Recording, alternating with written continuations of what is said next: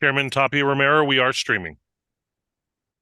Well, good evening, everyone, and welcome to the Board of Education Finance Committee meeting. I would like to call the meeting to order. Dr. Albright, may I have a roll call, please? Ronaldo Tomarito. Here. Oh, sorry, I was gonna call everybody and I realized. Josefina Dominguez, Here. Heather Benavides, Here. Crystal Tapia Romero. Here. Our first item is to consider adoption of the December 17th, 2025 Finance Committee meeting agenda. May I have a motion, please? I move that we consider adopting the December 17, 2025 Finance Committee meeting agenda. This is Board Member Benavides. This is Board Member Dominguez. I second. Thank you. Dr. Albright, may I have a roll call? So, Yes. Josefina Dominguez, Yes. Heather Benavides, Yes. Crystal Tapia Romero. Yes. Our next item is to consider approval of the minutes from the Finance Committee meeting on December 19th, 2025. May I have a motion? I move that we consider approval of the minutes from the Finance Committee meeting held on November 19th, 2025. This is Board Member Benavides. I'll second. This is Board Member Dominguez. Thank you, Dr. Albright. May I have a roll call? Ronaldo Tomarito, Yes. Josefina Dominguez, Yes. Heather Benavides, Yes. Crystal Tapia Romero. Yes. So our next item would be public forum, but at this time, we do not have any comments related to the Finance Committee meeting, so we will continue. Our next item is to consider approval of grant budget adjustments for 4 funds. The first is Senate Bill 48 Community Benefit Fund, the Near Peer Tutoring, the Hispanic Education, HPREC, the USDA Fresh Fruits and Vegetables Program, and our presenter for this is Ms. Apodaca and Ms. Marin. You have the floor, ladies. Thank you, Madam Chair, members of the board, Superintendent Dr. Blakey, presenting for your consideration of approval the grant management budget adjustments for the month of December 2025. I did not see anything out of the ordinary and I stand for questions. Thank you. Members of the committee, do we have any questions related to these items? Okay, I see none. We will go ahead and continue. Our next item is to consider approval of November 2025 interfunction transfers for grant budget. And Ms. Apodaca, Ms. Marin, I'll turn it back over to you. Thank you so much, Madam Chair, members of the board, Superintendent Dr. Blakey, presenting for your consideration of approval the grant management interfunction transfers for the month of November 2025. These are mostly routine grant alignments, and I stand for questions. Thank you. Members of the committee, do we have any questions related? Okay, I see none. We will continue on. Our next item is to consider approval of the November 2025 intra-function transfers for grant budget. And Ms. Marin, I'll give it back to you. Thank you so much, Madam Chair, members of the board, presenting for your consideration of approval the intra-function transfers for grant management for November 2025. The only voluminous item is the continuous budget alignment in an effort to stay flexible in our New Mexico pre-K grant to make sure that we make the most out of it and we spend it timely. Other than that, I stand for questions. Perfect. Thank you. Members of the committee, any questions? No. Okay, we will continue on. Our next item is to consider approval of the November 2025 interfunction transfers for all non-categorical funds. And Ms. Apodaca, you have the floor. Okay, thank you. Madam Chair, board members, Superintendent Blakey, the action item before you is for approval of the November 2025 interfunction for non-categorical funds, and we stand for questions. Thank you. Members of the committee, do we have any questions? Okay, thank you so much. Our next item is to consider approval of the November 2025 intra-function transfers for all non-categorical funds. And Ms. Apodaca and Ms. Hicks, you have the floor. Thank you. Madam Chair, members of the board, this agenda item requests your approval of intra-function budget transfers for all non-categorical funds totaling $966,000 in operational funds, $51,000 in transportation funds, $608,000 in ad valorem funds, $10,000 in facility funds, and $8.6 million in capital funds. Happy to answer any questions. Great. Thank you, Ms. Hicks. Members of the committee, do we have any questions related to these items? Okay, thank you so much. Our next item is to consider approval of district purchase or expenditures that equals or exceeds $500,000. This is for 10 electric buses and 10 charging stations. And our presenter for this is Dr. Gonzalez and Mr. Benz. You have the floor. Madam Chair, members of the board, Superintendent Dr. Blakey, we come before you today for your consideration of approval to purchase 10 electric buses and 10 charging stations. The invitation for this allowance from the Public Education Department did come as a special invitation to APS based on our readiness for this technology and infrastructure. I stand for your questions and seek your approval. Great. Thank you, Dr. Gonzalez. Members of the committee, do we have any questions related? Okay, thank you so much. We will continue on. Our next item is to consider approval of district purchase or expenditures that equals or exceeds $500,000. This one is for high-speed roll-up doors, dock doors, exterior shutters, and automatic door operators and for on-call services. And our presenter for this is Dr. Gonzalez. You have the floor. Madam Chair, members of the committee, Superintendent Dr. Blakey, again, we come before you for your consideration of approval for an expenditure that does exceed $500,000 for the aforementioned areas. I stand for your questions and seek your approval. Thank you. Members of the committee, any questions? Okay, thank you. Our next item is to consider approval of district purchase or expenditures that equals or exceeds $500,000. This one now is for playground installation. And Dr. Gonzalez, you have the floor.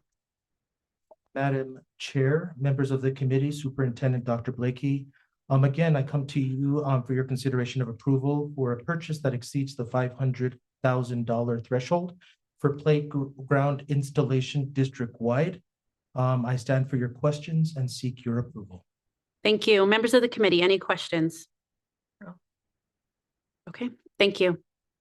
Our next item is to consider approval of district purchase or expenditure that equals or exceeds $500,000. This one here is for stringed instruments and related materials. And our presenter for this is going to be Ms. Sherry Jett and Ms. Apodaca. Thank you. Yes. Committee members, board president, Superintendent Blakey. This item is an action memo to purchase string instruments and related materials, and we stand for questions. Great. Thank you. Members of the committee, any questions related? Okay, thank you so much. Our next item is to consider approval of district purchase or expenditures that equals or exceeds $500,000. This one is for claims payment integrity audit and review services. And our presenter for this is Ms. Apodaca and Mr. Torgerson. You have the floor. Yes. Madam Chair, committee members, board members, Superintendent Blakey, the action memo before you is consideration of approval for claim payment integrity audit and review services. This comes as an award of a request for proposal that our procurement department processed, and we stand for questions. Thank you. Members of the committee, any questions? Okay, thank you. Our next item is to consider approval of district purchase or expenditures that equals or exceeds $500,000. This one here is for stop loss insurance policies. And Ms. Apodaca and Mr. Torgerson, you have the floor. Madam Chair, committee members, board members, Superintendent Blakey, this approval of this action item is for stop loss insurance, and this comes through Siegel Company through APS RFP that our procurement process initiated. We stand for questions. Thank you. Members of the committee, any questions? Thank you. Okay, our next item is to consider approval of district purchase or expenditures that equals or exceeds $500,000 for insurance premiums. And our presenter for this is back over to Ms. Apodaca. Yes, Madam Chair, committee members, board members, Superintendent Blakey, this action item is for the purchase of insurance premiums for the district. And this includes property and general liability, professional, workman's comp, auto, cyber liability. And we anticipate 10.5 million for the next calendar year. Goodness gracious. That price tag. Okay. Members of the committee, any questions? Okay, I see none. So our next item now is to consider approval of November 2025 cash disbursements. And Ms. Apodaca, you have the floor. Yes, Madam Chair, committee members, board members, Superintendent Blakey. This item is for approval of November 2025 cash disbursements per the Public School Accounting and Budget Supplement 7. This requires the summary to be presented to the local school board, and this meets those requirements. Thank you. Members of the committee, any questions? Okay, thank you, Ms. Apodaca. Our next item is to consider recommending consent agenda board approval of items discussed during the December 17th, 2025 Finance Committee meeting, including grant budget adjustment, November 2025 inter and intra-function transfers for grant budget, November of 2025 inter and intra-function transfers for all non-categorical funds, district purchases or expenditures that equals or exceeds $500,000. These include 10 electric buses and 10 charging stations, high-speed roll-up doors, dock doors, exterior shutters, and automatic door operators on-call services, playground installation, string instruments and related materials, claims property integrity audit and review services, stop-loss insurance policies, insurance premiums, and November 2025 cash disbursements. May I have a motion, please? I make a motion that we consider consent agenda board approval of items discussed during the December 17, 2025 Finance Committee meeting that were recited by Chair Tapia, which are items 5.1 through 5.13 on the agenda. This is Board Member Benavides. I'll second that. This is Board Member Dominguez. Dr. Albright, may I have a roll call, please? Ronaldo Tomarito, Yes. Josefina Dominguez, Yes. Heather Benavides, Yes. Mr. Tapia Romero. Yes. And our next item is to announce the next Finance Committee meeting, which will be Wednesday, January 28th, 2026 at 8 a.m. virtually. I would like to say a huge thank you to the finance team. They're top team ever. It's not on my script, so I'm going off for just a brief moment. Raynette, you and your team, thank you. It's been a fabulous 4 years. Tons of respect for you, and it's been an honor to chair this committee with you. Thank you. And with that, this meeting is adjourned, and we will now move to the Board of Education meeting.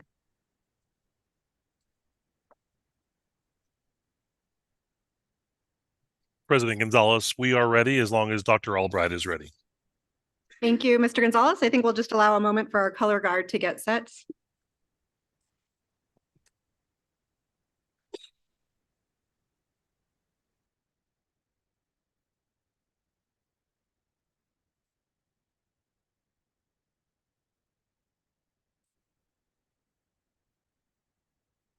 Thank you, and welcome to the Albuquerque Public Schools Board of Education meeting for December 17th, 2025. I call this meeting to order.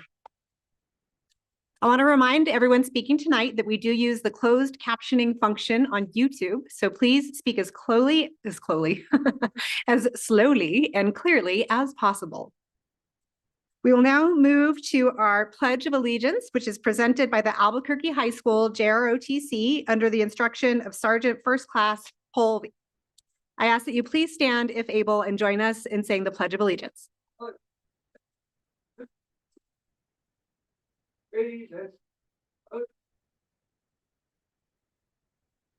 I pledge allegiance to the flag of the United States of America and to the republic for which it stands, one nation, under God, indivisible, with liberty and justice for all. Juro fidelidad a la bandera de los Estados Unidos de América y a la república que representa una nación bajo Dios, indivisible, con libertad y justicia para todos. Order. Colors. Right. Face. Order. Colors. Over.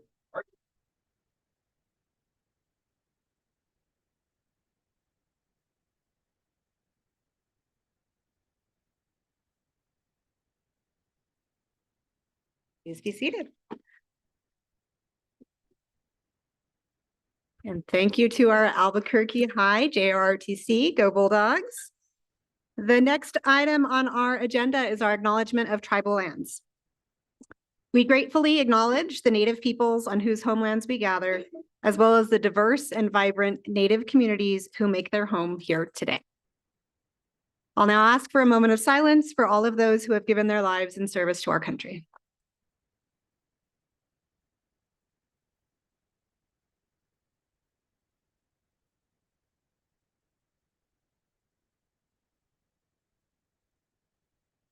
Thank you. We will next move to our roll call. Dr. Albright, can we have a roll call, please?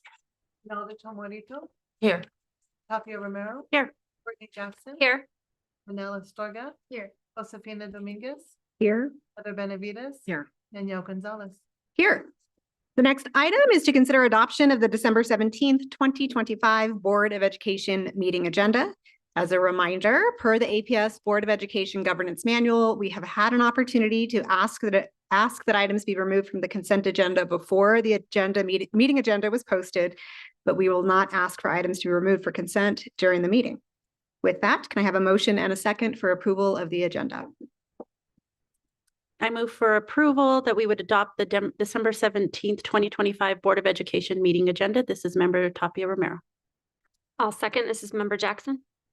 Thank you. We have a motion and a second. Can we have a roll call vote, please? Ronaldo Tomarito, Yes. still Tapia Romero. Yes. Courtney Jackson. Yes. Manila Astorga. Yes. Josefina Dominguez. Yes. Heather Benavides. Yes. Danielle Gonzalez. Yes. So that motion carries and we will move on to minutes approval. So now can I have a motion and a second to consider approval of the minutes from the Board of Education meeting on December 3rd, 2025? I move that we approve the minutes from the Board of Education meeting on December 3rd of 2025. This is Member Tapia Romero. I'll second. This is Member Jackson. Thank you. We have a motion and a second. Can we have a roll call vote, please? Ronaldo Tomarito, Yes. still Tapia Romero. Yes. Courtney Jackson. Yes. Manila Astorga. Yes. Josefina Dominguez. Yes. Heather Benavides. Yes. Danielle Gonzalez. Yes, so that motion carries. And our next item is to consider allowing the board president, the secretary, and committee meeting chairs to approve minutes from the following meetings.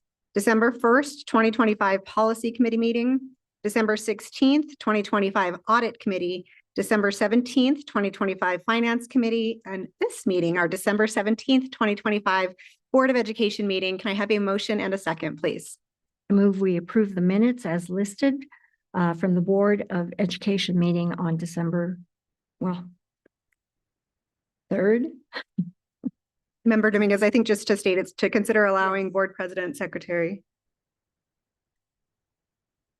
The motion would be to consider allowing board president. I'm sorry, yes, the board president, secretary, and committee meeting chairs to approve minutes from December 1st, 2025 Policy Committee, December 16th, 2025 Audit Committee, December 17th Finance Committee, and December 17th Board of Education meeting. Thank you. Do we have a second? This is Crystal, second. Thank you. We have a motion and a second. Can we have a roll call vote, please? Ronaldo Tomarito, Yes. still Tapia Romero. Yes. Courtney Jackson. Yes. Manila Astorga. Yes. Josefina Dominguez. Yes. Heather Benavides. Yes. Danielle Gonzalez. Yes, so that motion carries and we will move on to the next item on our agenda, which is public forum. And I will turn it over to Board Secretary Astorga to guide us through the instructions.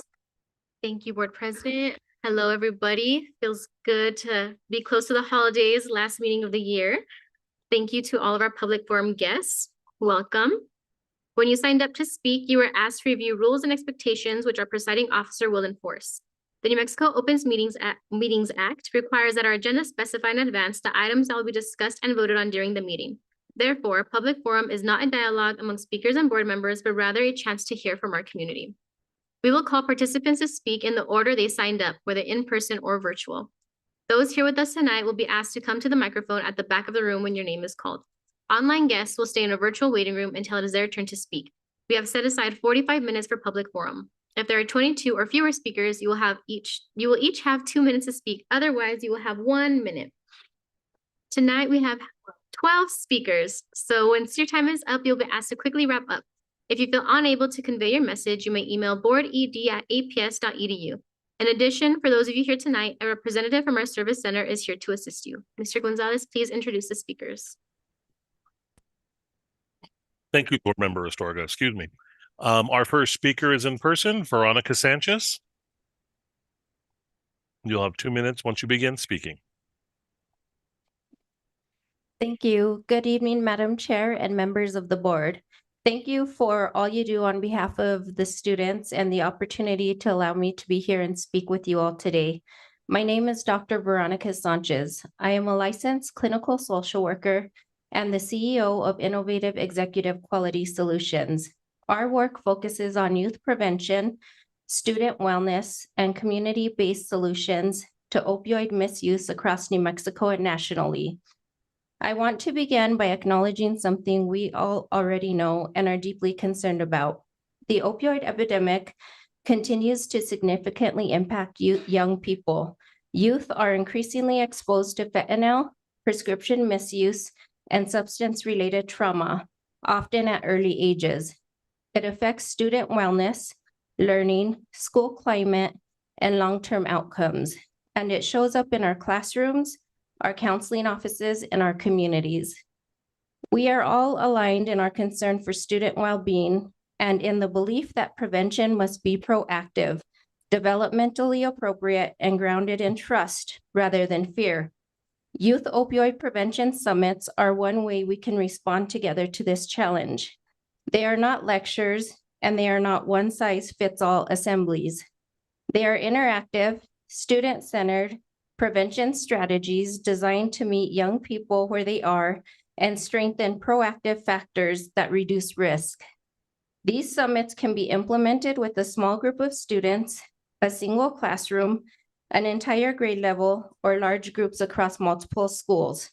They focus on education, decision-making skills, coping strategies, peer support, and help-seeking behaviors, while also addressing real risks such as fentanyl exposure, vape use, and unintentional overdose. Our team includes knowledgeable, experienced trainers who provide opioid prevention training locally and nationally.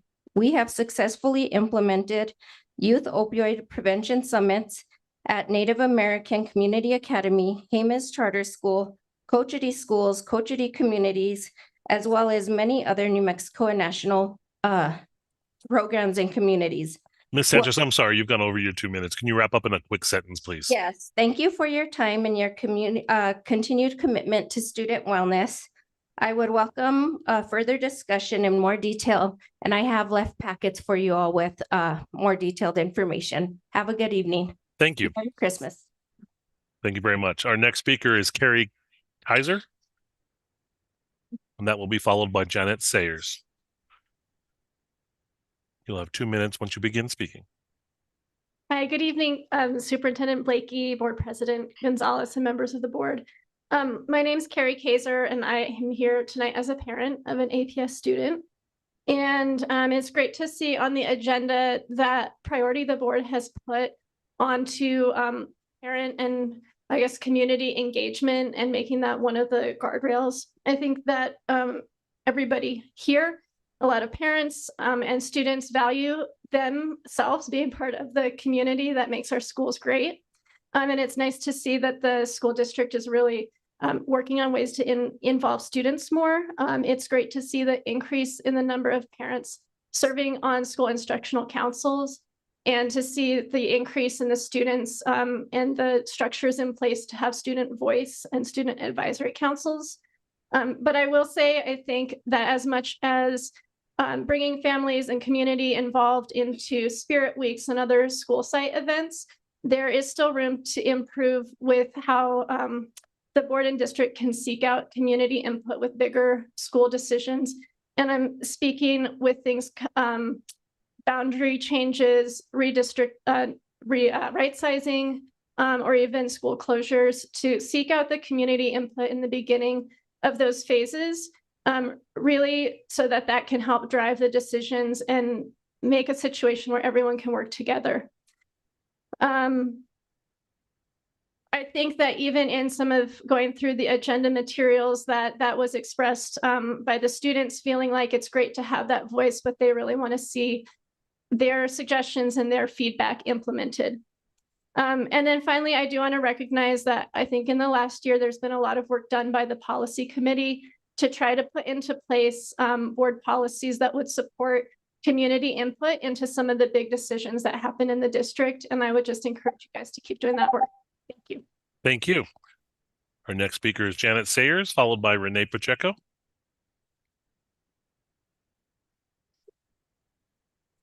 And you'll have 2 minutes once you begin speaking. Okay, good evening. I'm Janet Sayers and 1966 graduate of Del Norte High School and volunteer. So Madam Superintendent, Madam President, and members of the board. First of all, I do want to thank all of you for your service over this last 2025 school year and a huge responsibility. So thank you, and especially to my District 6 representative, Josefina Dominguez, who will be joyfully celebrating January 1st as a non-school board member, but thank you very much for your service. And I had the opportunity last night to go to the APS Foundation appreciation, where I learned about some people that had been employees of APS longer than 50 years. Good gracious. Anyway, that was a fabulous event. I am so glad to see teachers, custodians honored, and I hope that becomes a regular ongoing tradition. And because I had a little bit of energy left, I went over to Cleveland Middle School, and they had a great STEAM event going on. And so appreciation to those teachers and staff and volunteers for doing that. Okay, 5.4, guardrail 4.1. I do serve on the Community School Council at Del Norte. It's a good group, but it would help if the attendance was more consistent. You can have a bazillion meetings, but if you don't have the same people coming all the time, you know, if they come 1 month and never show up till 3 or 4 months later. All right. And then I was also glad to see the purchase of play equipment. And next year, I will once again be harping on the millions of dollars of recreation fields and play equipment that was put in through the joint use agreement by the city, and hoping that something can be worked out where summers or weekends it could be used. And Mrs. Sayers, you've gone over your 2 minutes. Can you wrap up quickly, please? I will. And 8.1, the 20 pages, 20 different schools transformation plans. I started reading. 2 of them were 35 pages long. To expect a board member to read 700 pages that's a heck of a lot of material to read. So again, if all of you read 700 plus pages of those plans, more power to you. And thank you again for your service, and Merry Christmas. Thank you, ma'am. Our next speaker is Renee Pacheco, followed by Dr. Sinello.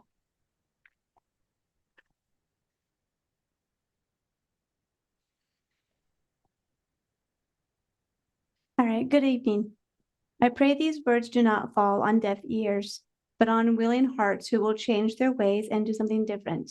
You have listened to a certain 3 of us meeting after meeting, yet it seems nothing has changed. It is as if we are talking to walls. I'm reminded of 2 verses. Do not grow weary of doing good, for at the proper time we will reap a harvest if we do not give up. But if anyone causes one of these little ones who believe in me to sin, it would be better to have a huge millstone hung around his neck, to be drowned in the depth of the sea. With the time that I have left over, I will repeat. I pray these words do not fall on deaf ears, but on willing hearts who will change their ways and do something different. You have listened to a certain three of us, meeting after meeting, yet it seems nothing has changed. It is as if we are talking to walls. I am reminded of two verses. Do not grow weary of doing good, for at the proper time we will reap a harvest if we do not give up. But if anyone causes one of these little ones who believe in me to sin, it would be better to have a huge millstone hung around his neck and to be drowned in the depth of the sea. Thank you. Thank you, ma'am. Dr. Sinello, and they'll be followed by Mary Herrera.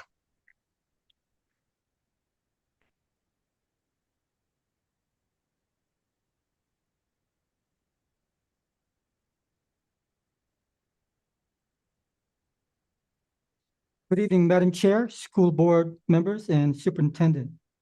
I'm an alternative health doctor, minister, and concerned citizen and taxpayer. Would you please join us in protecting vulnerable APS children? As many as 300 new pediatric gender clinics have now opened in the United States since the first one opened in 2007. The total revenue for drugs and surgeries is estimated to be $4.4 billion. By 2030, the market is expected to grow beyond $7.8 billion. Despite the minimum age of 18 as eligibility to undergo this procedure, these facilities encourage parents to medically mutilate their children as early as 8 years old. We and Liberty Counsel are fighting to protect children. LC filed an amicus brief and won at the U.S. Supreme Court, defending Tennessee's law protecting children from harmful puberty blockers, hormones, and irreversible mutilating surgeries. This is a victory for children from the gender industry. The decision will keep in effect similar laws protecting children in 26 other states. This horrible assault on our children is why LC represent licensed therapists who provide life-saving counseling to minors who desperately desire to conform their attraction behaviors and gender identities to their sincerely held religious beliefs. LC filed an amicus brief at the Supreme Court in a case involving a Colorado law that bans Christian counsel for those struggling with unwanted gender confusion or same-sex attraction. Based on the argument, LC believed we will win this case after fighting against these counseling bans since 2012 and busy filing suit against state and local governments to enforce this victory. May you and your family have a blessed Christmas, which is an acronym for Christ has revealed instruction so that many are saved. Thank you. Thank you. Our next speaker is Mary Herrera. Good evening, school board members, Madam Chair, and Superintendent. I'm an APS Special Education EA. Special education assistants face high risks of classroom injury from student aggression resulting in lost work days and severe injuries like cuts, bruises, and bites. Biting is a frequent daily occurrence in the classroom where I was bitten on October 30th, 2025. The bite became infected and I was out for 2 weeks of work healing. First, I went to Concentra Urgent Care, where the doctor sent me back to work even after the bite had become infected. Second, I was advised to file an assault report, which I did, with the APS police in order to receive assault leave. I never received assault leave, and all of my sick leave was used, plus 1/3 of a paycheck was taken out. Third, I went back to work, still healing from the injury, thinking that I didn't have any sick leave left. I was not welcome, but treated as a liability. I felt hurt and shocked at the treatment. Trying to navigate the orientation given to me was difficult, while at the same time, I was concerned with my infected injury. It was painful and extremely sensitive to touch or bumping into it. I recommend that the employee who suffers a work injury receive a phone call from the department responsible to help the injured employee to navigate the process which APS has in place to protect the employees. It can seem like a lot to navigate through after being traumatically injured at work. My first concern was the bite I had suffered and the healing process. I hope that this brings to light a way to serve APS employees better. Thank you for letting me share. Thank you. Our next speaker is on Zoom, Bruce Stidworthy, followed by Megan Long. You'll have 2 minutes once you begin speaking, Bruce. Good evening. My name is Bruce Stidworthy, and I'm the parent of APS graduates and a grandparent of soon-to-be APS students. I'm also a leader of a local business that relies heavily on employees educated through APS. Danielle Gonzalez and Crystal Tapia Romero, as your terms on the school board come to a close, I want to take a moment to recognize and thank both of you for the tremendous impact that you've had on our school district. You've been true champions of meaningful progress.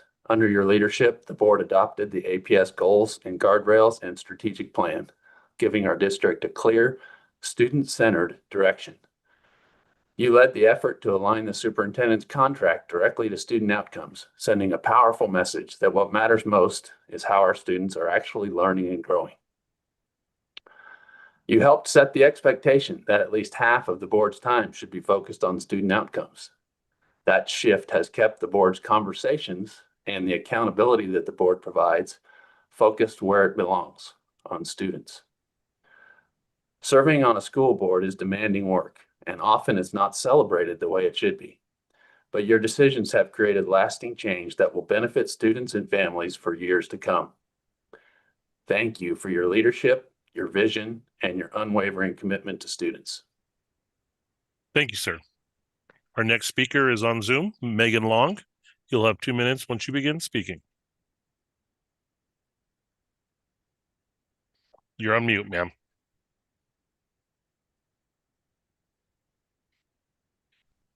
Okay. Good evening. Thank you for the opportunity to speak tonight. I'm speaking tonight in reference to the family engagement policy. And while I do share appreciation for the improvements that have been made for student voice with the PAC present in elementary schools, I think it's teaching kids to be involved and to participate in moving their school forward and letting their peers see them as leaders. I do think that there's a lot of progress that can still be made when it comes to family engagement. My main concern is kind of the disingenuous attempts to reach out to families when it comes to major matters. I do know someone spoke about this earlier, especially when it comes to school closures, redistricting, all of these right-sizing pieces that were really left out of the conversation and people left out of the room when those decisions were made. I think we saw it was hugely detrimental to the communities affected. So I would like to see some change there. And I'd also like to take the opportunity to give Board Member Dominguez her flowers publicly and just speak on how inspirational she has been and how effective she has been when it comes to listening to parents, to involving community, to representing a large group of us who have felt silenced. And I really appreciate her time on the board, and she is going to be sorely missed, but I'm really proud of the things that the change that she has made while she has been on the board, and look forward to the new members coming on. Thank you so much. Thank you. And our next speaker is in the room, Tony Watkins, followed by Nina Simbana, I believe. You have 2 minutes, sir. Everybody, I'm with Families United for Education. I'm a parent of 4 children that went through APS, and I'm a past APS employee. So about 20 years ago, one of my first assignments was as a professional development coordinator, and as part of that job under Lynn Pedraza, was my director. It was to organize district relations committee meetings of the board, of the school board. And so we would go to different districts every month, and it was my job to find out what the parents wanted to know, what their issues were experiencing, all that kinds of stuff, and organize a forum in their neighborhood with board members and some administrators. And we would make the space into a circle. and I would have a cordless mic. My job was just to pass the mic around. And the parents themselves would set the agenda. So I wanted to share that. And then fast forward a number of years with Families United for Education, we did a anti-racism in education candidate forum for the APS board election. And we graded all the candidates. And there were 11 candidates in the room. And the person who graded the second highest was Don Duran. And Don Duran ended up winning that election by 9 votes. And he eventually became board president. And after he was elected, one of the first jobs was to hire a new superintendent. And President Duran reached out to me and said, I want the new superintendent to meet FUE. And so we did that, and we turned this very room into a circle with a cordless mic. And we set the agenda, and that agenda was really educating the new superintendent on the family engagement policy that we wrote with about 500 community members. That was an example of the superintendent being a very good gatekeeper. But in that meeting prompted one of the participants to write an article called the Vanilla Bulldozer, because as great as that meeting was, we could already feel pushback of this sort of systemic racism that's embedded in the system that we knew we had to keep organizing against in a loving way and in a relational way. So I called for, I just cite those examples of what the board can do with the community, and also to underscore the need for an ongoing commitment for undoing racism workshops. Thank you. Thank you. Our next speaker is Nina Simbana. Am I saying it wrong? Simbana. You have 2 minutes once you begin speaking.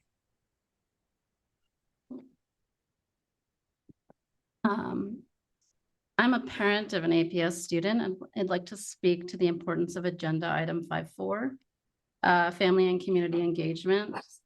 Seems fitting since almost a year ago today, we were in this very room discussing the lack of transparency and engagement with families during the closure of Taft. I'd like to remind everyone that during that meeting, the community made a simple ask: table the vote, so families could be given the courtesy of an explanation and be brought to the table. 3 board members heard families and responded in the proper manner to this simple ask. But ultimately, there was a majority that voted for the closure. The superintendent and the administration and the school board members all admitted missteps. The superintendent promised to do better with family and community engagement. So here we are a year later. Promises that were made around engaging families and community members were left unanswered. The families that were a part of speaking out never got their follow-up with the administration and their legislative representative. In addition, while we were very much appreciative of the letter that was sent to us in January of this year from board member Astorga, we are still waiting to partner with board member Astorga. And just quickly, I'd like to read some of the letter that we received. This is from board member Astorga. Moving forward, I, as a board member, am committed to working with community and district leadership on following through with engagement efforts, information sessions, and solution development. It went on to read, I understand that there's a lack of trust at the moment, not only with the administration, but also with board members. And my goal is to continue to work with your community so that your voices can continue to be heard, and that you all feel confident the process has been positively changed, not only for what is happening now, but also for future right-sizing procedures. We'd love to begin that work with you and the administration and our newly elected board member for District 3. We'd like to reiterate to the superintendent that the administration and the families are ready to come to the table. Families are ready to be heard. Families are ready to provide input. Families need to know that the administration is ready to meet us honestly. With the election of the new school board member of District 3, who ran on the promise to make sure families were heard, we'd like to work with you to ensure greatness for our children, because that's what we're here for. Ms. Simbana, you've gone over your 2 minutes. Can you wrap it up very quickly? Yes. I'd also like to acknowledge all of the hard work that board member Dominguez has done in her 4 years. I echo what everyone else said, and thank you very much for championing our Martinez Yazzie students. Thank you. Our next speaker is on Zoom, Lauren Meiklejohn. You'll have 2 minutes once you begin speaking. Thank you very much. A very good evening to the president of the board and Madam Superintendent and everyone on the board and everyone in the audience tonight. I feel very grateful to all of the community members and APS community members that have come out to speak on family engagement this evening. And that's what I would like to speak about is family and community engagement. And, you know, we're in a big time of transition. Change is hard and change is good. And we're looking forward to this change. And I just want to really reiterate that the families and the students at APS understand the difference between authentic and meaningful community interaction, community input, community engagement. And it's very apparent when that is turned into a check mark on a box that that we're expected to accept as authentic community engagement. And I think there has been a lot of checking the box for community meetings, a lot of checking the box for really engaging with families to see what families want in their public education system, which is less corporate input, more lifting up our unique cultural assets and using that to determine the direction of our education, not rubber stamped corporate top-down management models. That needs to go. And there are a lot of people at APS that are tired of it. And we're going to continue to organize to make sure that we have an education system that lifts up our most vulnerable students and really brings and sheds, brings to light and sheds a lot of light on our cultural assets that we have. So I'd like to thank Board Member Dominguez for her advocacy and for her support.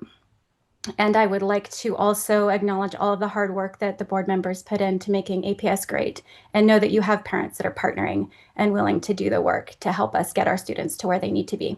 Thank you, everybody. And I appreciate the opportunity to speak.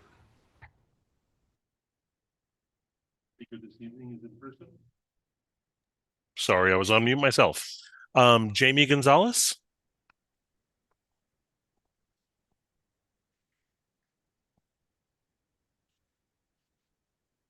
You'll have 2 minutes once you begin speaking. Madam Chair, members of the board, Jamie Gonzalez, Public Charter Schools of New Mexico. I want to acknowledge Danielle Gonzalez, Crystal Tapia Romero, and Josefina Dominguez for their service. President Gonzalez stepped in when it mattered. She was courageous, asked hard questions, and was willing to stand up for students and families, even when it came at a personal cost. That kind of leadership is not easy, and it should be recognized. Member Tapia Romero consistently centered the right things, students, families, and access. She approached complex issues with care and genuine interest and understanding of how policy decisions affect real people. I did not always agree with Member Dominguez's approach to charter schools, and I was concerned by some of the directions taken early on. That said, she was willing to engage with opposing views, to have difficult conversations, and importantly, to listen when the public charter community spoke. In a climate where that does not always happen, that matters, and I am grateful to her. Each of you contributed in different ways, and your service to this community deserves acknowledgement. As someone born and raised in Albuquerque, a proud APS graduate, former APS educator, and wife of a 20-year veteran APS teacher, I thank all of you. Thank you so much. President Gonzalez, that completes public forum for this evening. Thank you, Mr. Gonzalez, and thank you to our public forum speakers. The next item on our agenda is to consider acceptance of our progress monitoring report for interim goal 3.1 advanced placement.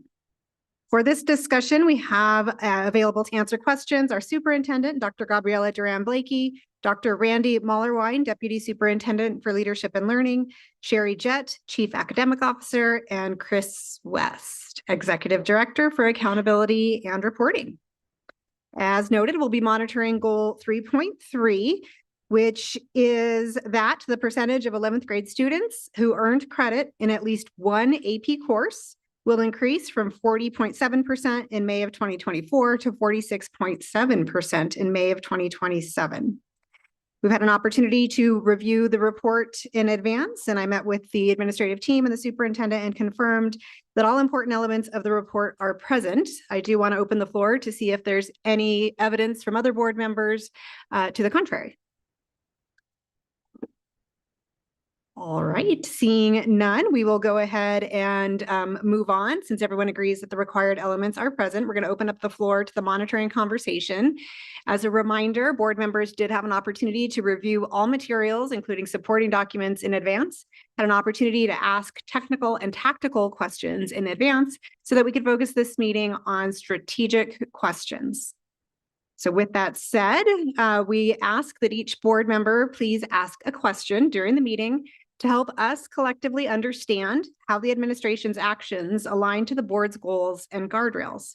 Those questions asked tonight must be SMART, meaning that they must be strategic, measure-focused, task-oriented, results-driven, and time-bound. So let's go ahead and get started. I will start on my far right with Member Tom Morito. Thank you. My question is from page 4. With students with disabilities, 11.8 of our 11th grade students with disabilities earn credit in at least one advanced placement course of the end of 2024-25. This is a one-year increase of 4.7 percentage points. Could you tell me how can we go about increasing this numbers and what strategies you have for this coming year? Sometimes I feel it's pretty stagnant. So I just would like to hear your opinion on what other, strategies or difficulties you may have in increasing those data points. President Gonzalez, Superintendent Duran Blakey, and Board Member Tom Morito, thank you for the question. And in earlier conversations, we were really talking about the importance of progress monitoring, because I'm not sure without this specific data, we would have realized just how serious that gap is. And so we have been talking strategically about what are some next steps to ensure that all of our students have access to advanced placement courses. So to begin, we really want to work with specifically our AP teacher cohort to talk about how we scaffold, use our accommodations, our modifications in order to make this rigorous curriculum accessible to all of our students. I do think that's an area of need, that there's a sort of a mindset that comes along when we say AP, that it means something that is exclusive in some way. And so we really want to work to shift that mindset, but then also increase the teacher's capacity to support all students in that space. Secondly, just really the idea of embedding AP opportunities into our IEP conversations at the high school level, so that those opportunities are being elevated as an opportunity for all students, really aligned with the students' interests and strengths, as well as their individual education plan. And then finally, we're really looking at how we will partner with our freshman academy teams in order to identify students who have what we call AP potential, but that's really based in a student's taking of the PSAT and how they do on that. And it indicates that these students would likely score well on an AP exam. And so across the board, not just with special education, getting really intentional about how we use that AP potential information and training our counselors, our advisors, our case managers, all the teachers, who are working with students, so that they really understand what that data point means and what it could mean for a student's future. Yeah, follow-up question. You have a follow-up? Yes, go ahead. I know at our last progress monitoring, we were mentioning a little bit more about getting families to understand these classes and the importance of them.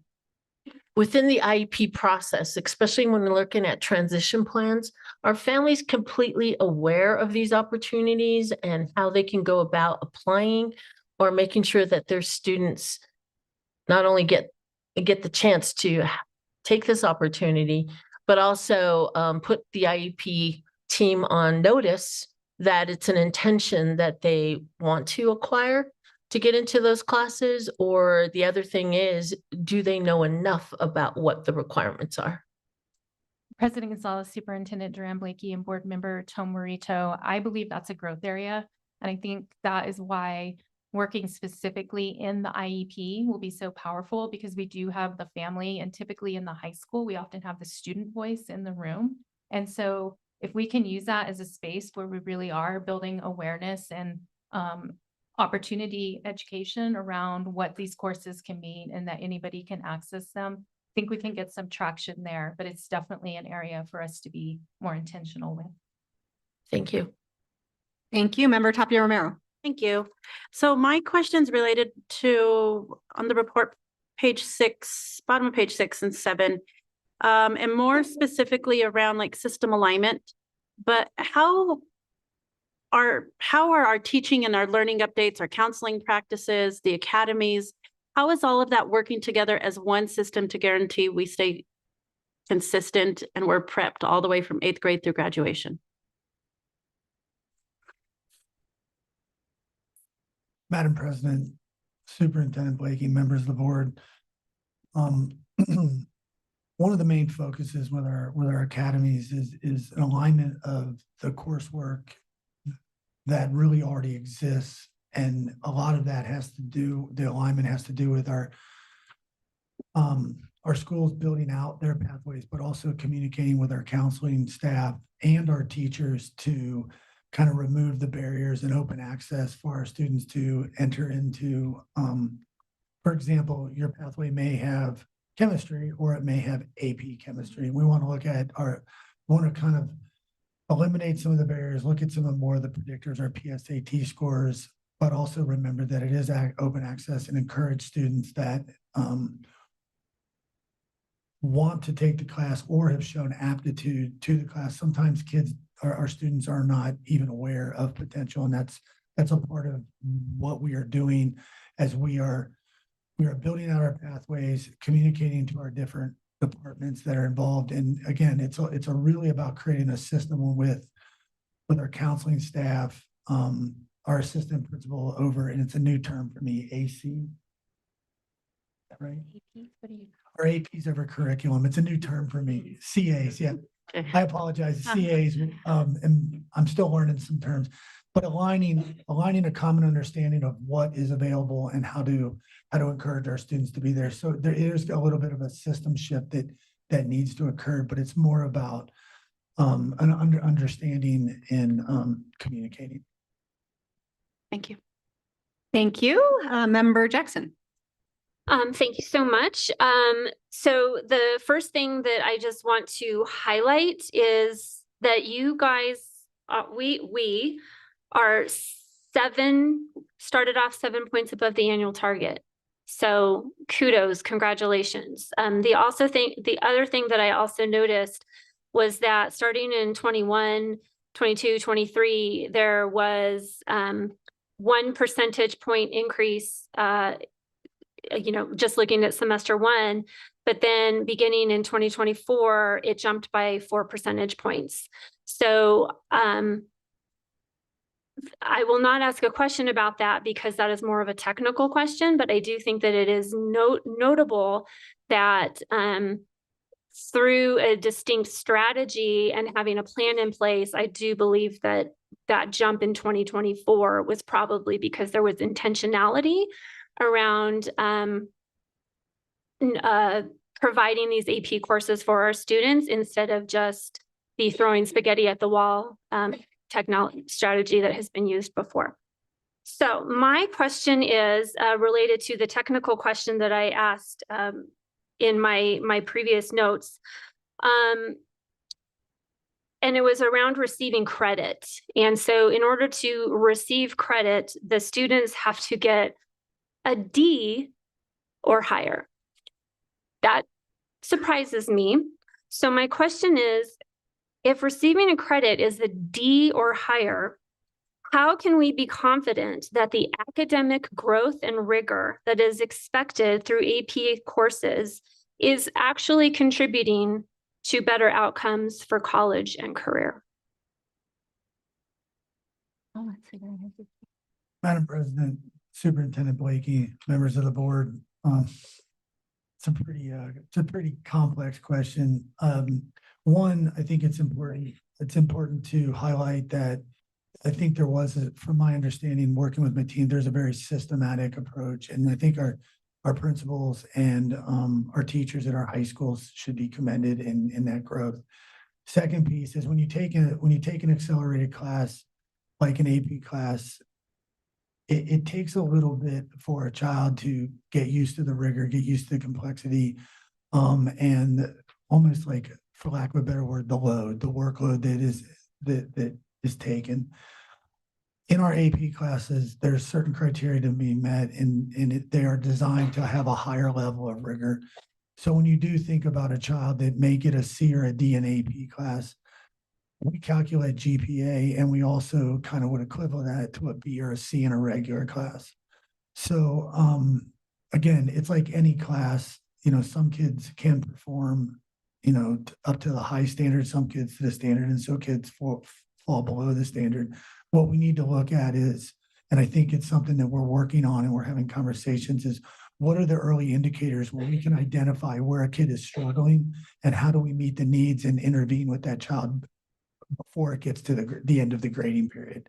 Like, we're at the end of the grading period now. What did we do mid-quarter one, end of quarter one, mid-quarter two to kind of meet the kids in an area of need? And those needs are diverse. I can't speak to every need that we see, but what we want to do is we need to create a better system of early indicators so we don't have our kids get to that D. Now, I've also seen children, in my experience, students get Ds and end up with a 3 or a 4 on the test. And so, sometimes there's a lot of autonomy we give to our teachers because they're the experts when they deliver grades, and different courses have different requirements. So to speak very specifically and give specific answer, I really don't have that. What I can tell you is we're working on our systems of early indicators so we can intervene, whether that's a child that's not meeting the standard in regards to getting work in and completing work. Maybe it's a chronic absenteeism issue, or maybe it's a concept issue. And so all children have different struggles that they go through. What we need to do as a system, and our schools are doing this, is how do we identify the early indicators, like I mentioned, and then how are we addressing that specific need? And I think that's probably the most specific I can get with it. I mean, if we had a couple specific examples on how this student ended up with a D compared to this student, I think, they're going to be different. I might be able to answer a little more detailed, but that's how those are the conversations we're having on how to address grades, failures, early indicators of possible failures. It's something we're considering because we want to make sure we continue to meet this goal in the future. I see you thinking, so did I not answer your question? Maybe I need some clarity to what you were asking. Well, I'm trying to understand your response. So what I think you are saying is that there isn't necessarily a correlation between receiving credit, APS receiving credit as far as APS is concerned, and understanding of the material that would lead to a better outcome in college and career, given that you said that there are some students who maybe get a D, they receive credit, but then they perform on the AP test, which is a demonstration of their knowledge. So I think that is what I gleaned from what you said, but also that there are also lots of other reasons why. Correct. There's what I was trying to say. There's no one reason why a student gets a D. There's multiple reasons. And what we need to identify is, like I mentioned multiple times, is what are the early indicators that a student is on a path to a D, a C, a D, and F. Mostly we're looking at Ds and Fs. And sometimes grades don't necessarily reflect learning. So let me just interrupt. So I think that's the point is that whether it's a D, a C, whatever the grade is, my concern is that the receiving credit is leading directly to an increase in outcomes that is going to benefit them in college or career. So how can we be certain that is occurring? President Gonzalez, members of the board member Jackson, I don't think we can be certain with that with the classroom grades. So high school is not standards-based grades, which is what you're kind of speaking to, which is what we use in elementary for standards-based grading. We have had schools do aspects of standards-based grading in high school, but overall, we don't use standards-based grading in high school. It has been a conversation. And so because of that, a student could have a D because they didn't turn in any work and be able to pass the test and be successful in college.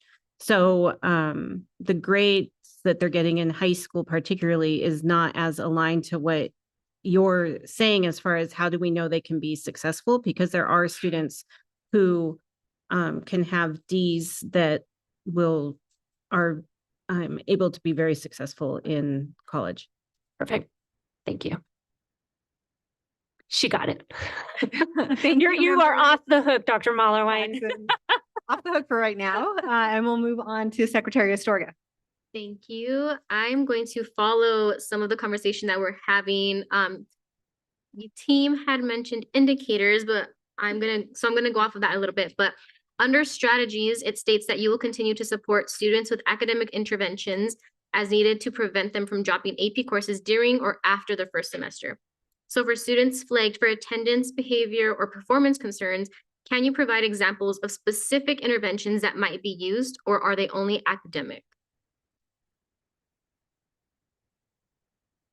President Gonzalez, Superintendent Duran Blakey, and Board Member Astorga.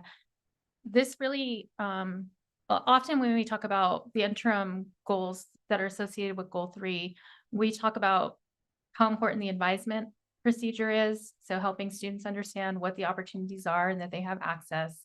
The master scheduling so that the access is available. And so we're not, putting an AP class in competition with, say, English language learner services so that students can do all the things.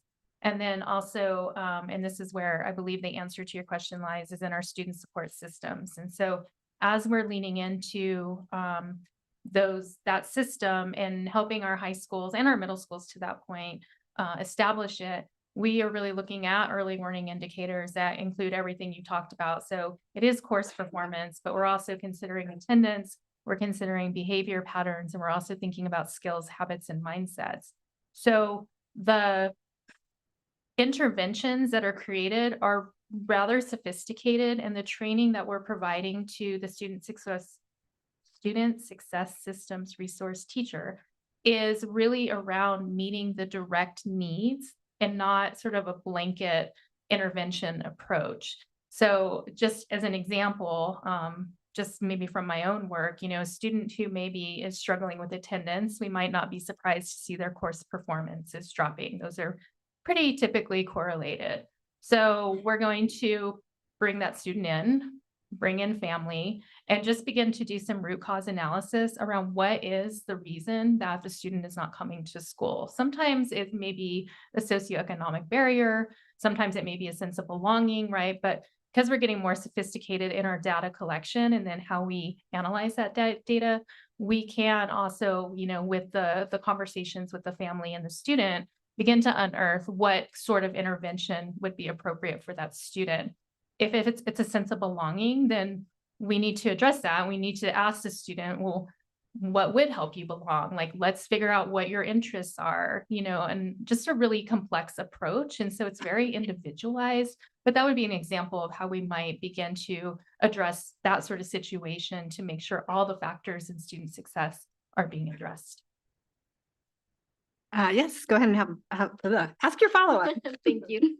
Yes, thank you. That answers my questions. I'm wondering, what does the capacity look like for the student support systems? Is like locally at the school, is it a teacher? Is it a counselor? What does that look like? So typically the position is filled by a teacher or a Schedule A employee, and they're supported through our education resources team to receive the professional development. And they're also supported through our Office of Coordinated School Health. And so really bringing those elements together to, again, address the whole child in terms of those sophisticated interventions. Thank you. Great, thank you. And thank you, Secretary Astorga. We'll move on to Member Dominguez. Thank you. So in listening to this conversation, a memory was jogged. And I do want to note, I've been trying to get on the internet and I guess I've been kicked off. So maybe I'm not allowed to get on the internet. I'm say that only because I may need it later. So AP potential students are identified through the PSAT, is that correct? Board Member Dominguez, that is correct. Well, that is one, yes. President Gonzalez and Superintendent Dr. Blakey and Board Member Dominguez, I'm going to defer to Mr. West. Okay. Sorry, I was being helpful and not in the right way. But no, I don't.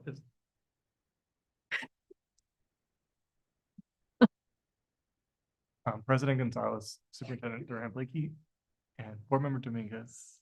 Thank you. So when we go through the scheduling process, it is a very long process because it's something that's taken very seriously. And we push, so that's something that is supported heavily by our student information systems team.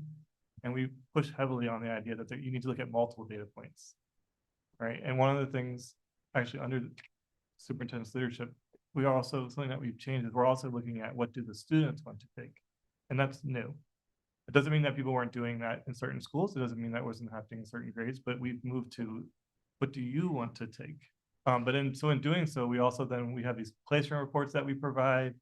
So there's lots of different data reports. The placement reports are like, hey, did you know that this student has been knocking out of the park? Why don't you give them an opportunity? Hey, did you know the student just took the PSAT? Wow, they did really well. Why don't you give them an opportunity? So the idea there is that we try to provide multiple data points.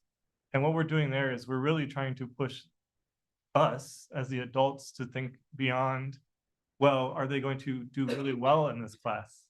But also not to set them up with a preconceived notion about how they will do. So we're doing that. So my point of bringing up is that it's not just, do you take the PSAT? It's not a formula, is my point. But I wanted to just point out that the collaboration that goes on, special ed, LCE, and definitely with the assistant principal or curriculum assistants, CAs, there we go. It's a pretty in-depth process. So it's more than one data. Okay, so we're getting rid of gatekeeping essentially. And I applaud that. That's why Leon got into the class, among others, many others. So here's my question, because even in your answer, I heard that the PSAT is still a significant source of information. So how will APS ensure that, if not all, more 10th graders take the PSAT without the barrier of a charge? President Gonzalez, Superintendent Durham Blakey, Board Member Dominguez. So the PSAT for grade students is mandated. It's mandated. All students in APS take the PSAT as 10th graders. So that happens in the fall. And that happened this year? Yeah, but actually we've been doing it previously as well. So it's actually something now that the New Mexico Public Education Department also pushed on. This is the first year that they have pushed. Right. In APS, we've done it for multiple years because the New Mexico Public Education Department has paid for it for multiple years. So we've actually taken advantage of it as a college opportunity with the idea that we've been, sorry, if you can proper English, we have been taking them up on that offer and making sure that happens. So in APS, students have been taking a PSAT in 10th grade for multiple years. Okay, so that's new information that I did not see in the answer here. And I'll wait until Dr. Mulmer. Member Dominguez, did you have a follow-up? I do have a follow-up. Go ahead. Okay. You have the floor. And so when I hear that students get to choose in their interests, we're going to build on their interests.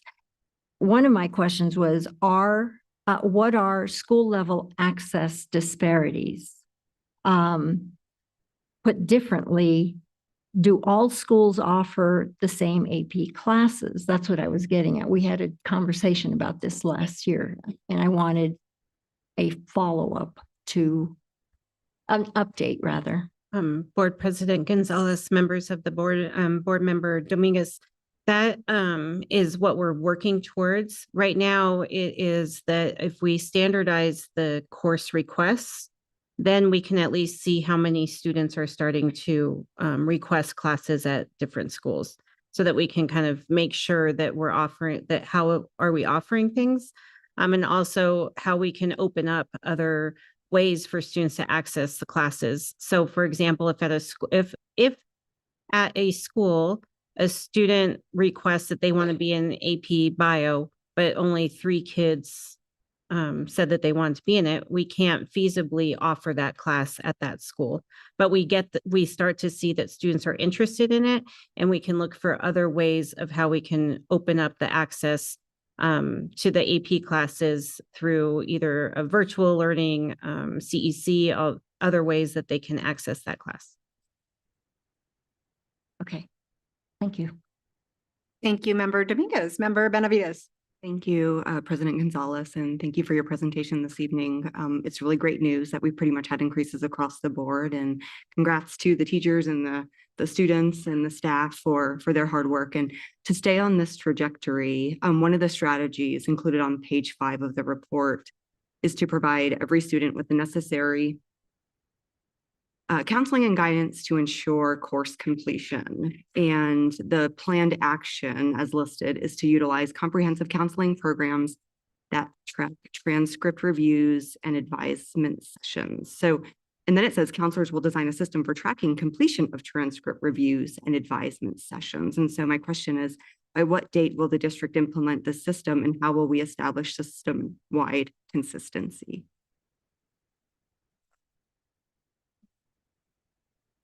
Board President Gonzalez, Superintendent Blakey, members of the board. Right now, currently, that implementation is taking place. Dr. Salazar is working diligent, working hard to make sure that that information is being communicated, setting the standard, getting our counselors trained to do that. When we talk about AP and getting kids into the class, just to be clear, there's a multi-method approach to how you do it. Some of it we look for predictors in PSAT, and this is what I wanted to kind of just mention. But there's other things you want to look at. Work ethic of a child, the want to from a child. If a child wants to take an AP class, we are not going to turn a child away, even if they don't. Maybe they don't have a track record of success in accelerated classes, but now they want to. Kids change.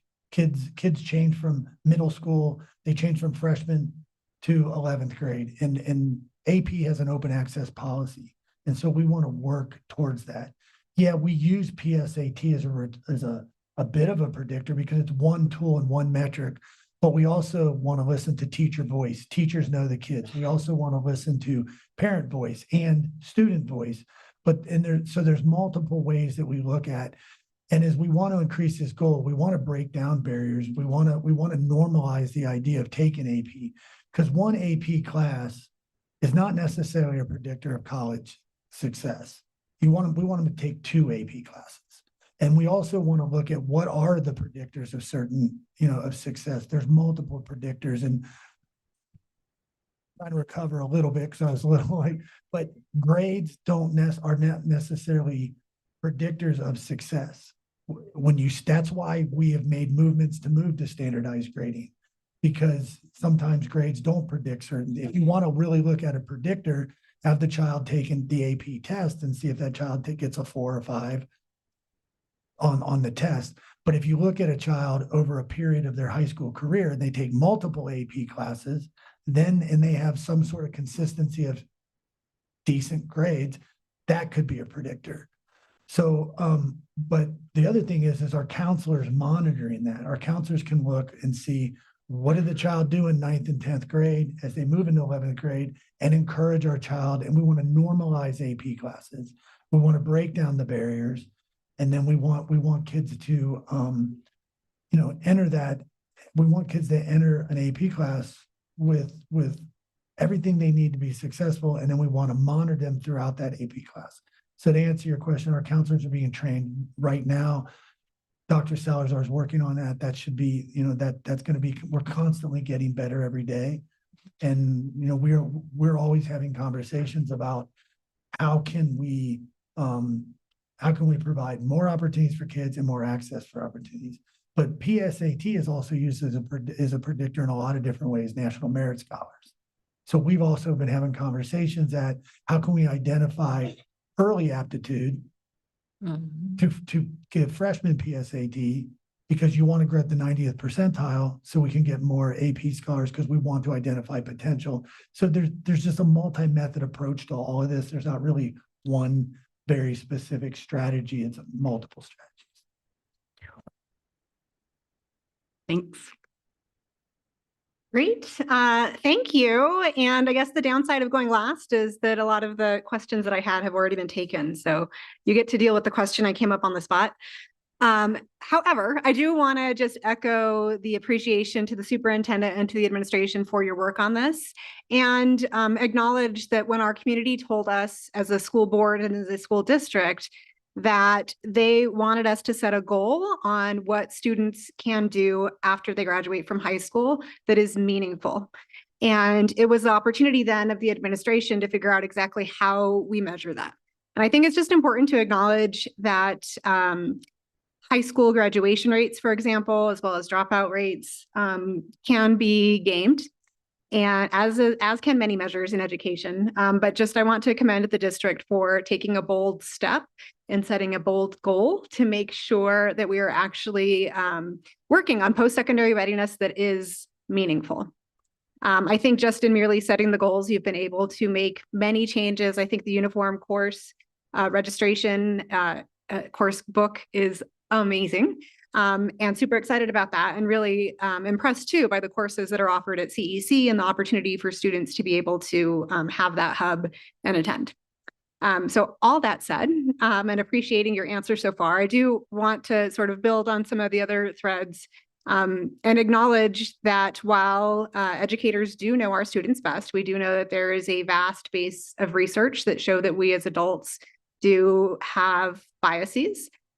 We do have blind spots. And so I think many of these strategies, tactics, initiatives that you're putting in place are helpful to begin to address some of those, to prevent the gatekeeping, to prevent referral systems, and to ensure that more students of color have access to advanced placement courses. I think in particular, as we think about Martinez-Yazzie, really paying close attention to our Native American students and their access and completion of AP courses. And so my question is, what other strategies have you thought of that could help address this challenge that we have around disparate access or completion of AP courses, particularly for student groups named Martinez-Yazzie? Madam President, Dr. Blakey, members of the board, I mentioned a few of it, a few ideas earlier, but I think the first thing is using multiple measures of predictors, not pigeon-toeing something into, for example, and I'm going to say it one more time, we look at the PSAT, but it's not the only thing. Multiple measures, again, teacher voice, parent voice, student voice, past, and also looking at aptitude in certain areas. For example, I'll give you an example. It's not, sometimes for kids that are stepping into the AP world, you don't want to take every AP class. Are you good at English? Are you good at math? Are you interested in science? So maybe you want to start in an AP class so you can learn the AP world a little bit instead of taking them all. So it's looking at what is the interest level, or what are students good at. It's also about normalizing AP as courses for everyone. In the past, they've been perceived as elite, and we know they're not. That's why, advanced placement wants open access. We also have to build trust with our students and encouragement that we are going to be there as adults, especially our students that are New York Martinez-Yazzie students that had different experiences in our school. We want to build trust with them. The adults, we're going to be here. We're going to be here with you as we go through through the process. That's also what we're talking about, the training of our counselors and also the early warning signs of struggle. I think for some of our other marginalized communities, like maybe our Native American community, I think having culturally relevant representation, building relationships, also working with our local tribal councils, our local communities, so to get the communication, and so now our students are getting the communication from both sides, from people they've grown up with that look like them and trust, also by people that want to encourage them in our system. I think the other thing is highlighting courses that maybe connect culturally to students. Environmental sciences, psychology, things like that, Native American history, AP courses like that, if they're offered. I think those are a lot of approaches that we want to work with our counselors, our teachers, our leaders, and we want to get that. I think the other thing is taking the expense out of it. How can we look for ways to constantly take the expense out of it? And we're probably already doing that in some aspect. And in APS, that's an area of my ignorance, and I'm still learning. But when we talk about how do we normalize and increase our numbers of kids taking AP classes, I think those are some ways, especially when we look at our marginalized communities, on how we can be better at it. And then once they're in the classes, providing the support. One of our our North Star is our profile of a graduate, and one of them is building perseverance. Perseverance can only be built through struggle with support. School should not be easy, but there should be supports there that help you get through that so you can persevere, build confidence, so you can move on to post-secondary and have success. Thank you for that. And as a follow-up, one of the things I noted is focusing on aptitude and interest, and maybe not having all students take all AP courses all the time. And so I wanted to push back on that a little bit and ask just about auto enrollment or providing students the opportunity to opt out of AP. Is that something that you have considered piloting or thinking about? Because the research base is pretty strong on opt out as a strategy, but I'm just kidding. Maybe there's opportunity for a pilot.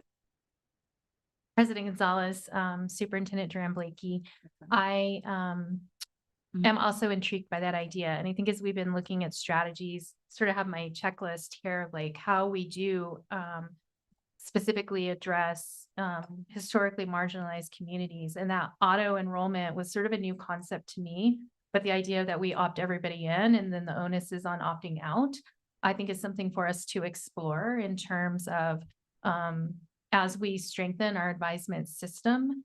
And those opt-out conversations are probably far more powerful than an opt-in.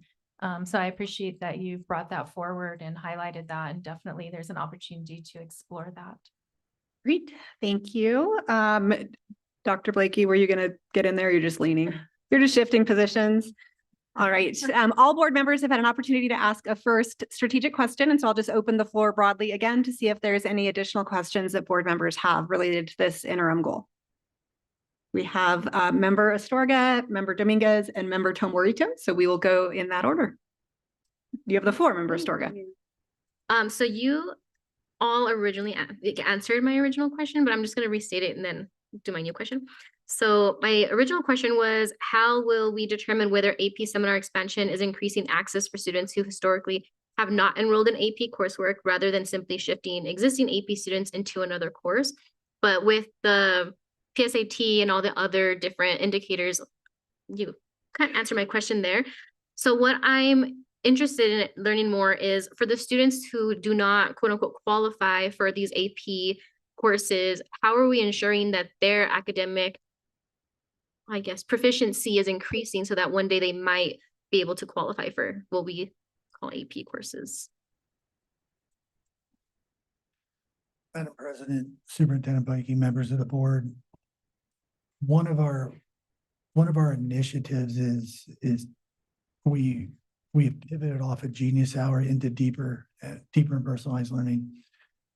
We are currently working on a plan to implement professional development to shift the pedagogy, hopefully in our in all of our classrooms, that get our kids into more complex learning environments where kids are comparing and contrasting, teaching kids to be critical thinkers. That is the number one, or the top of the circle on our profile of a graduate. And we have to believe in our teachers and our leaders that are walking classrooms and looking classrooms, that the research-based practices will be being implemented, and our teachers are teaching at the appropriate complexity in all of our classroom, just not AP. I mean, we want to prepare every student for college and career. Not every student traditionally is an AP student. Some students go through a traditional like grade level path, and that's okay. But we want to increase the pedagogy in the classroom so kids are developing those attributes that are on our profile: graduate, critical thinking, problem solvers, being socially and culturally aware, collaborating. And that's getting into one of our big shifts, where our teachers are teaching interdisciplinary units of study. Our teachers are teaching our kids how to work collaboratively in groups and produce outcomes, and then be able to explain their outcomes. So one thing we do, and Chief Jett's department works on all the time, is how do we provide the right support for our teachers so they can improve? What are the tools we're putting in our classrooms that are innovative and are helping our students learn how to think and learn how to learn? So that's what we do as educators. So we focus on all students. Just tonight, we're talking about AP.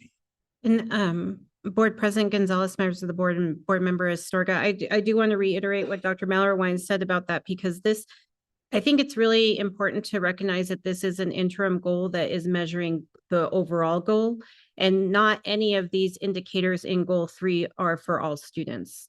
And so putting it, so we wouldn't say that we want 100% to do, because then we're asking kids to do everything. And so this is just the specific indicator for AP. And then when you look at the interim, when we were looking at like the bilingual seal or dual language, some of it will cross over and some of it won't. So we want to make sure that we're not pushing our students at the same time that they have to do all of these things in goal 3, that we're looking at goal 3 as a whole, and then how can we narrow down to the pathway that's going to be the most appropriate for the interests of the students as well. No, that's great. And it's good clarification on the goals and the interim goals as well.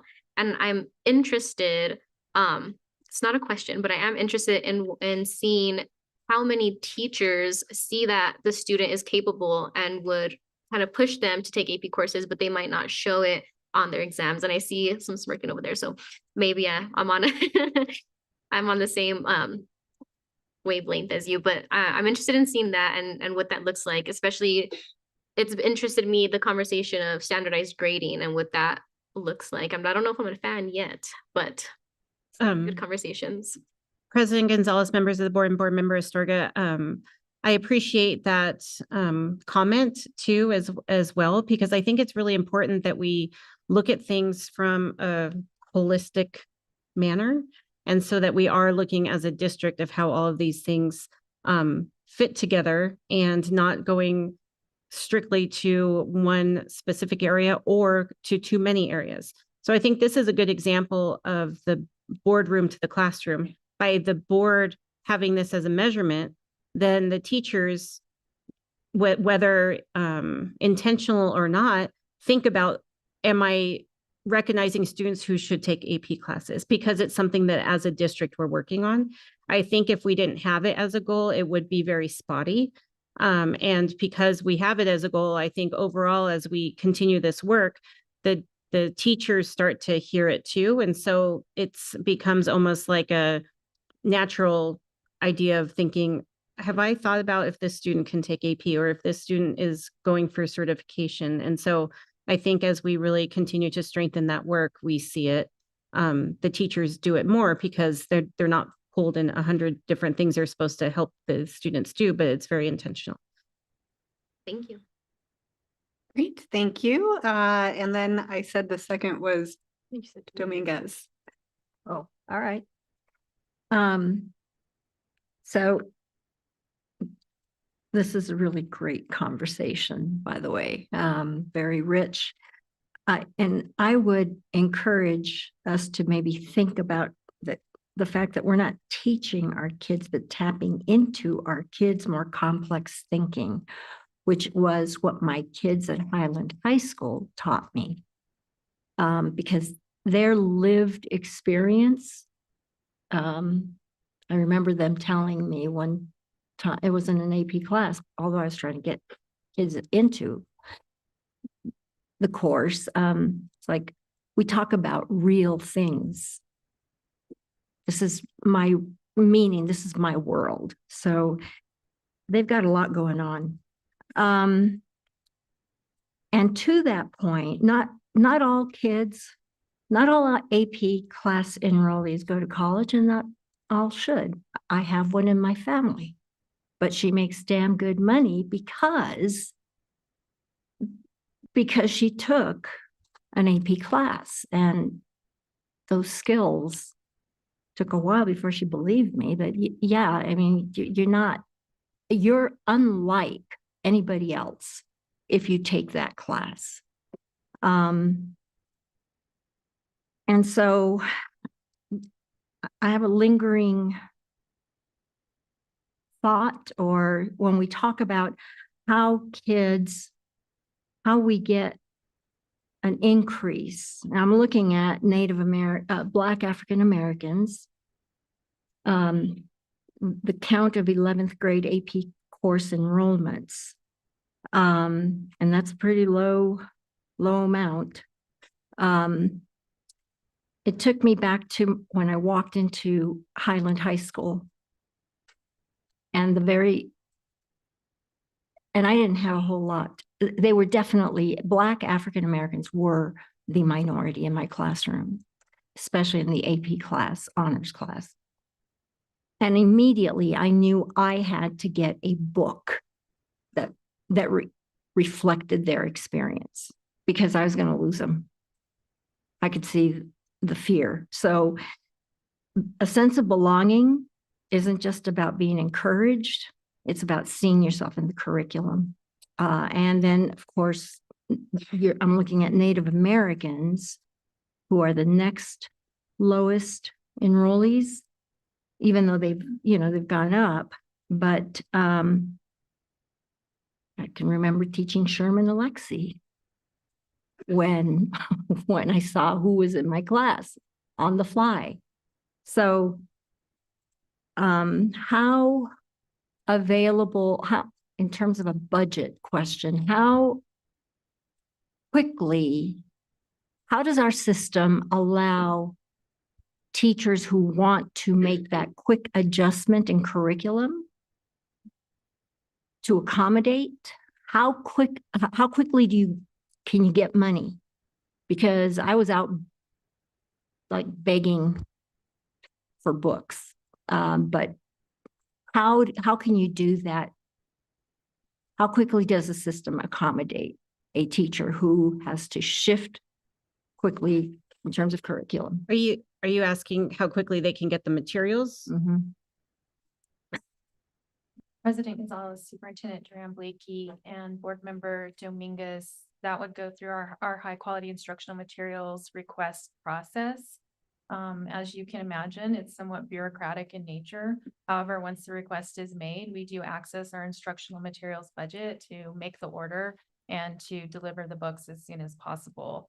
I don't know that I can give you, they can't get it the next day, but they can get it as soon as we can process that request and make the purchase and get it into their hands.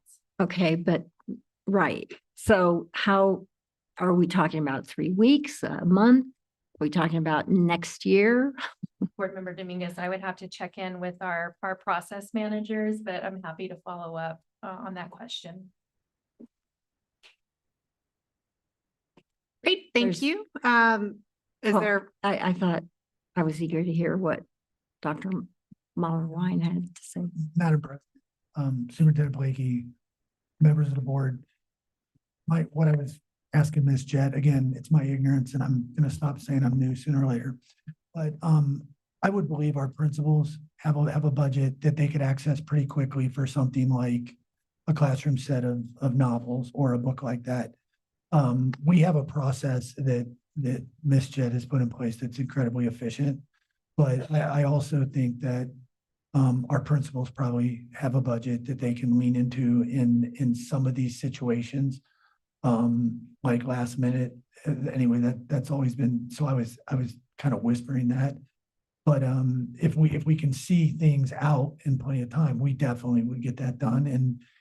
And also if a principal called and said, you know, I have a budget for this, I can spend it. We can then backfill that budget. We want to be flexible. We want to get the yes and very quickly. And we want to break down barriers so our students get get what they need. So we know we have it, I mean, we know we have a goal to increase, and we know that we have low numbers in these two groups. So it would be helpful if we had a ready plan for procurement. I think we have a pretty, Board President Gonzalez, members of the board member Dominguez, I think we have a good plan for the procurement. I have to say that it might be of frustration, or it might be something out there. We have not heard accessing the instructional materials for the teachers is a barrier. That hasn't been something that has come up. Right. And that's because they're still teaching. And I love To Kill a Mockingbird, but I'm sorry. You know, like even the autobiography of Richard Wright, Black Boy, is more relevant. Thank you, And Member Dominguez. And you also teach To Kill a Mockingbird. Thank you. I just want to acknowledge that we recognize it's not the role of the board to provide directives on what should be taught in the classrooms. We want to acknowledge that. And I will move on now to Member Tom Warito with your question. Yes, since we had families here tonight in public comment talking about family engagement, and I know my question prior to this was about how do we look at helping our students with disabilities, meeting and understanding the not only our classes that we are in and some of the resources we have to help them not only after graduation but during. So my question here is, what indicators should the district use to measure whether family engagement during the IEP and transition planning is improving family understanding, confidence, and also increasing student outcomes rather than just meeting the procedural requirements?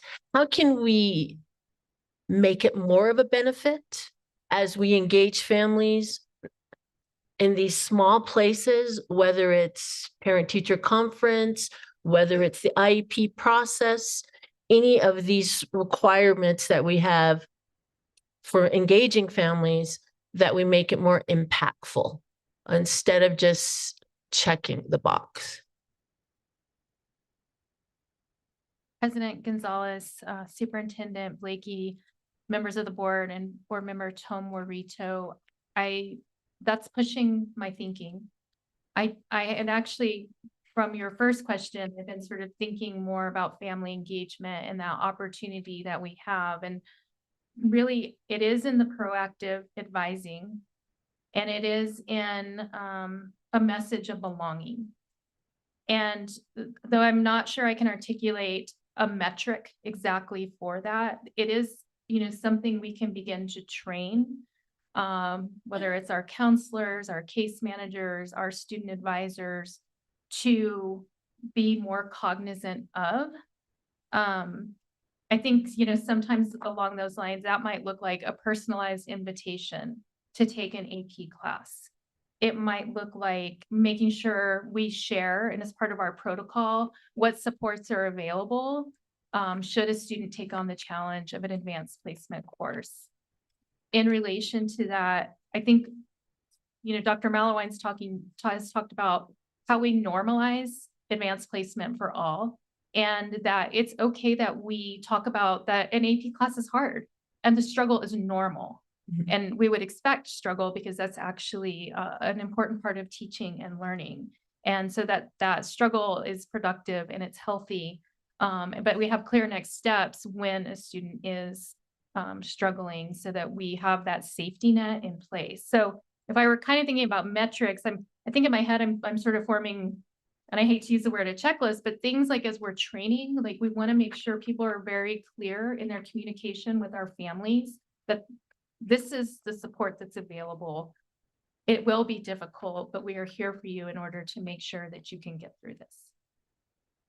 Thank you. Thank you. Are there any additional questions on this agenda item? I have an All right. observation. I do have an observation about Member Dominguez, go ahead. the data. Yeah, in interim goal 3.3 intersectional analysis. Let's see, percentage of 11th grade students who earn credit in at least one advanced placement AP course. ELL, exited ELL, never ELL are not listed. Nor are they listed in the raw numbers of total number of 11th grade students who could have earned credit in at least one advanced placement AP course. And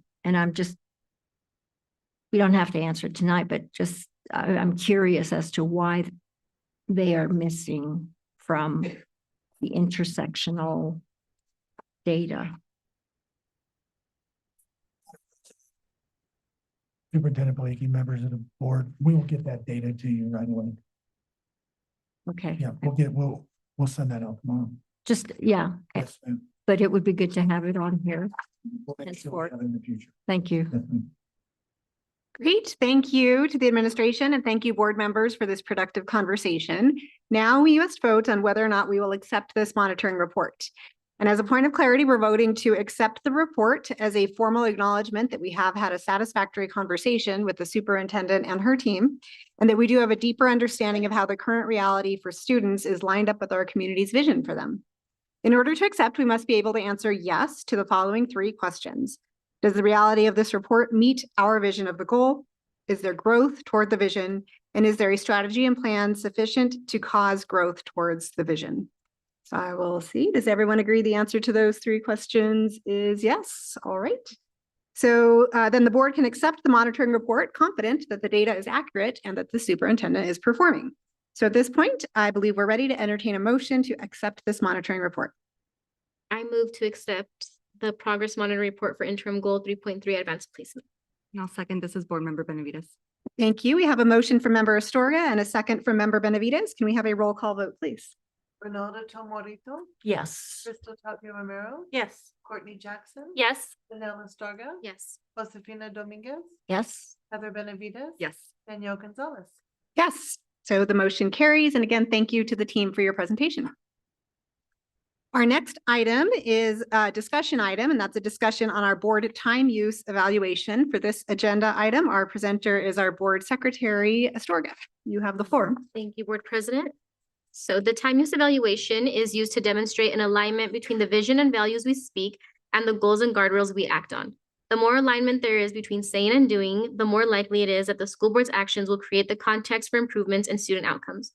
This is the benefit of the time use evaluation, to reveal the extent to which there is alignment between what the school board says and what the school board does as a means of helping school boards improve their own behavior.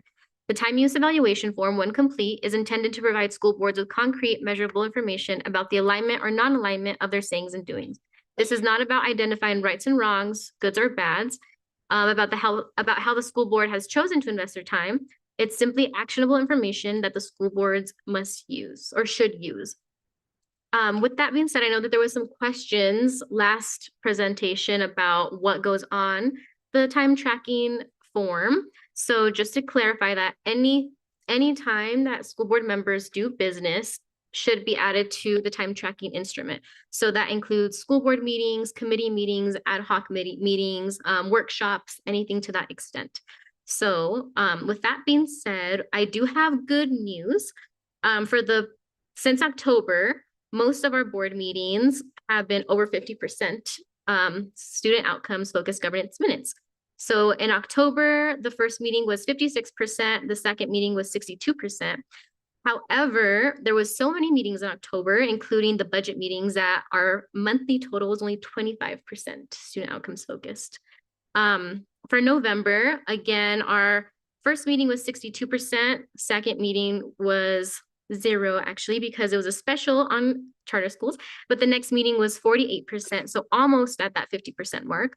And again, we had policy, finance, audit, ad hoc meetings, and the executive committee meeting as well. So our monthly total was only 20%. For December, our last meeting was at 56%, so good for us. I will track this meeting tonight and see where we're at for this meeting. And then we also had policy and finance, and our monthly total for December so far is 44%. So that gives us a quarterly total of 26%, which is 11% higher than last quarter, which was 15%. And the total amount of minutes spent throughout this quarter of work was 1,078 minutes compared to last quarter of 1,592 minutes.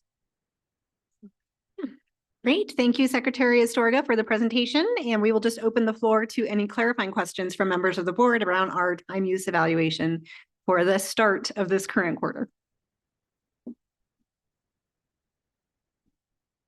All right, seeing none, thank you again, Secretary Astorga, for walking us through that, which is helpful as we move on to our next agenda item, which is agenda item 5.3, to consider adoption of the APS Board of Education Student Outcomes Focused Governance Self-Evaluation for the year for quarter one. So let me find the scores that were submitted. All right. Student outcomes focused governance is a framework that is designed to drive the board's ability to function most effectively to deliver on our collective promise to improve student outcomes. What we are about to engage in is the process of calibration and recalibration, which allows us to align and realign our governing behaviors with those that research shows is most effective in creating the context for improving student outcomes.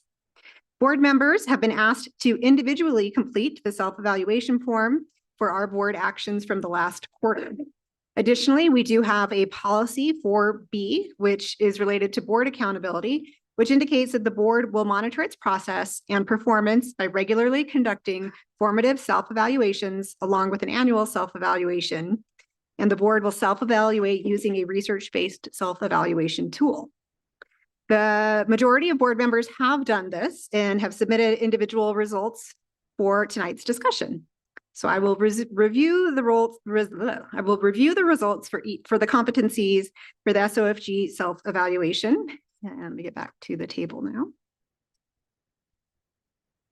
All right, we received scores from 4 board members, and the total was actually consistent across. So we don't have to go through every single measure. So the total range was 72.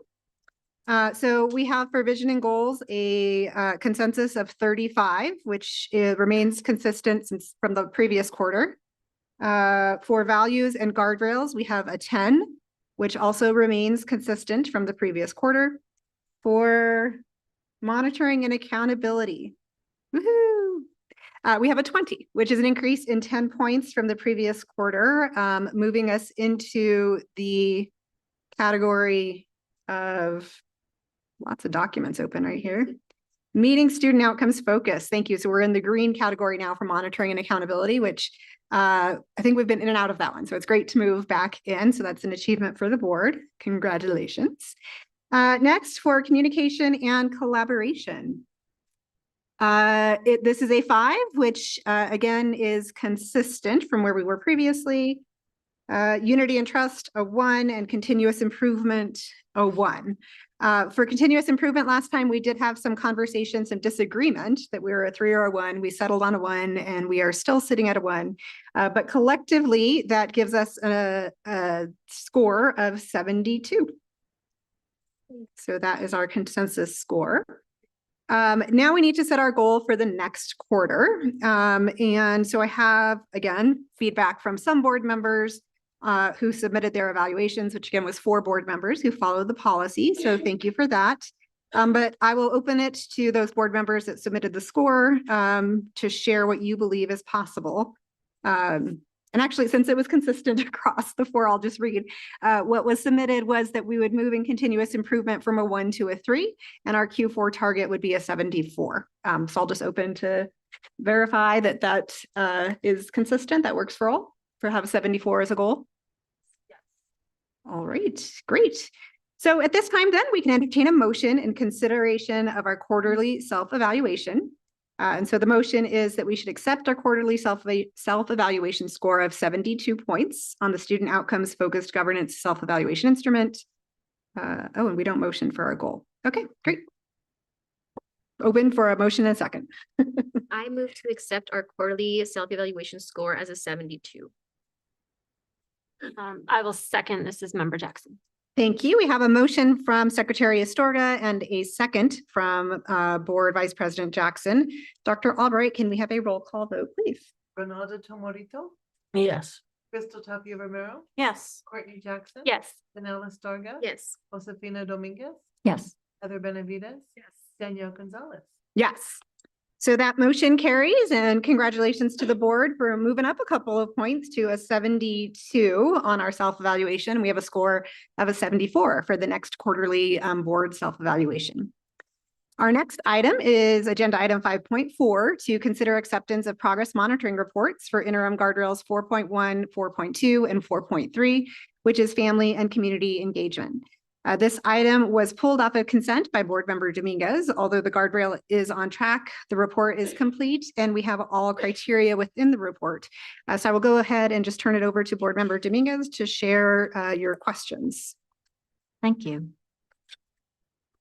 I'm going to begin with, I think, page 2 of guardrail 4.1. And what is being monitored, the superintendent will not exclude parent, legal guardian, student, and community voice and engagement in school and district operations. Interim 4.1 measures the number of community school council meetings held by community school coordinators at schools designated as priority and emergent by the district's performance framework and system of support will increase from 504 in May of 2024 to 840 in May of 2027. And so we all received these questions, I believe.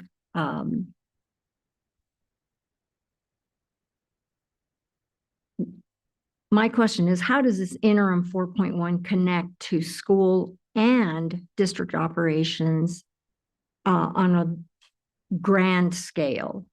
We heard tonight from the community on the topic of right sizing, and that topic has come up recently, or has come to my attention and others' attention, apparently. And so while I appreciate that we want to have an increase in meetings, how do we get at the quality and the relevance of the topics in those meetings to address community concerns? Board President, members of the board, Member Dominguez, that's it's a hard question because we don't want to tell the community school council what they should be addressing. So each community school council works as a council within that school community to address the root cause that they identify. So I would be hesitant to say they're all going to work on something specific, because that would go against kind of the premise of how the community school council works. So, I mean, we could gather the data, I'm sure that we have, of what every community school council is working on as a community school, but we don't tell the community school council what they should be doing or how to do it. Agreed. So the follow-up then is, how do community school councils ensure that there is a broad-based, that the topics that they choose are in fact reflective of a broad-based community, family, community concern or priority? Member Dominguez, members of the board, the community school council goes through that process as a council to actually not be too broad, because they're trying to really dig into a root cause that they want to solve as the council for that time period. So they don't want to do it where it's so broad that they're trying to solve everything, but they're trying to really pinpoint what that council wants to work on based on the process that they use to get to the root cause analysis, and then develop the plan according to it. Correct, but they have to reflect the community that they are part of. So how do they ensure that they are getting a good sampling of the community's needs? I'm just looking at Mr. Garcia in case he has anything to add to like the actual specific process that the community school council goes through to get to the root cause. You can come forward because you have to use a microphone, sorry.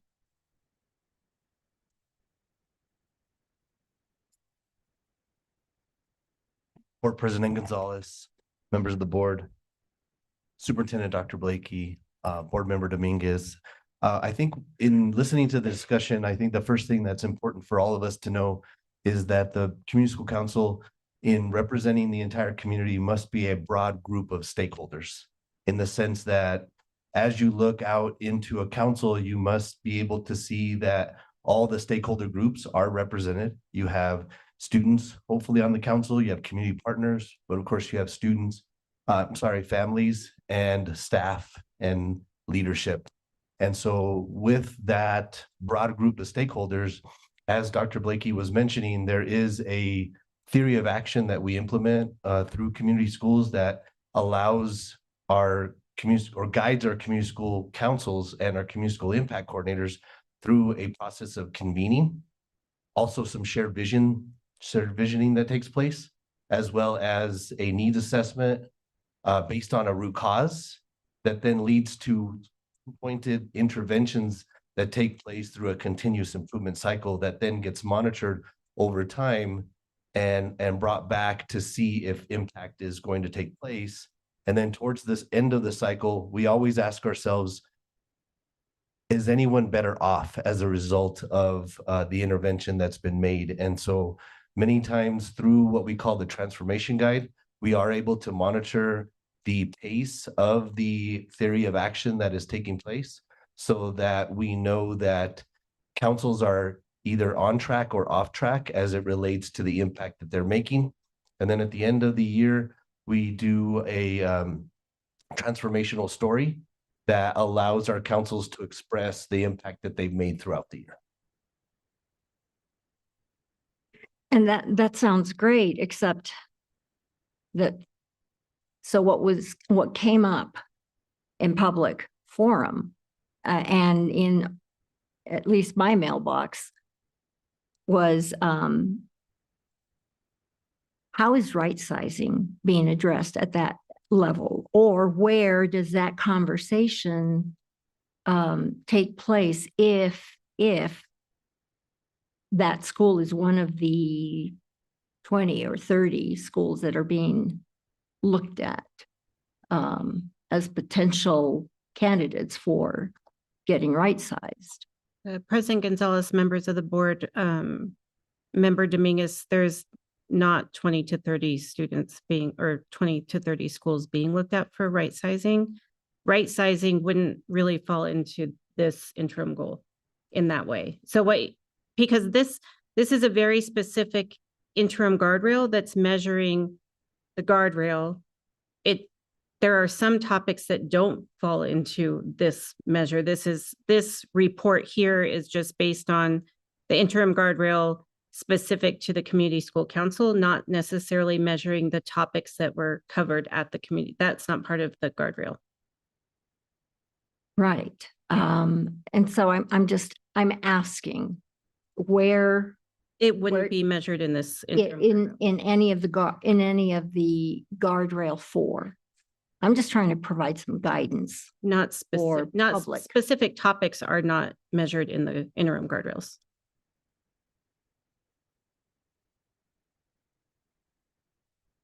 Okay. So I'm going to move on to another question, and I think this is still 4.1.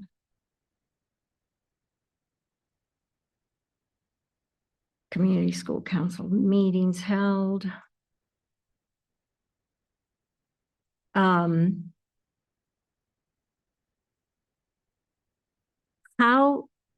will or how does community voice integrate into school district operations? And the observation is this should be broadly identified.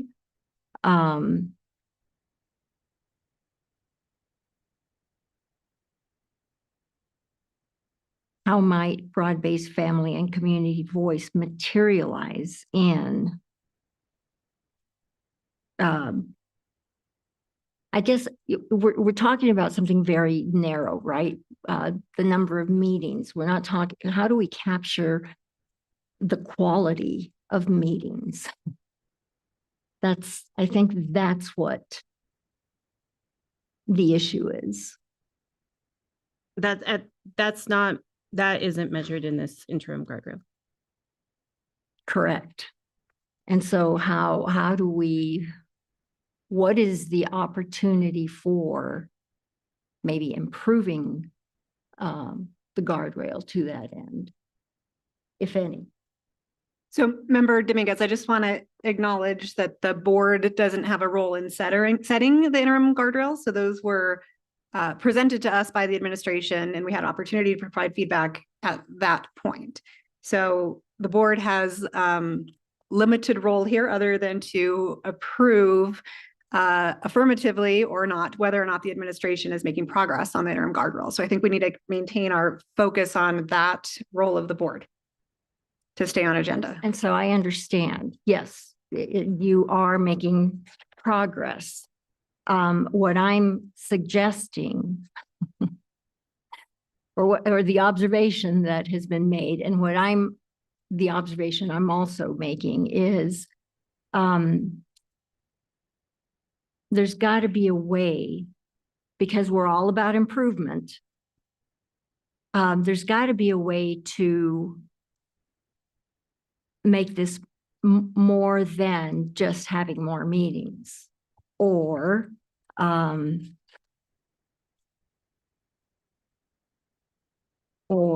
case of the percentage of school campuses with an instructional council with at least one family representative will increase from 75% to 90%.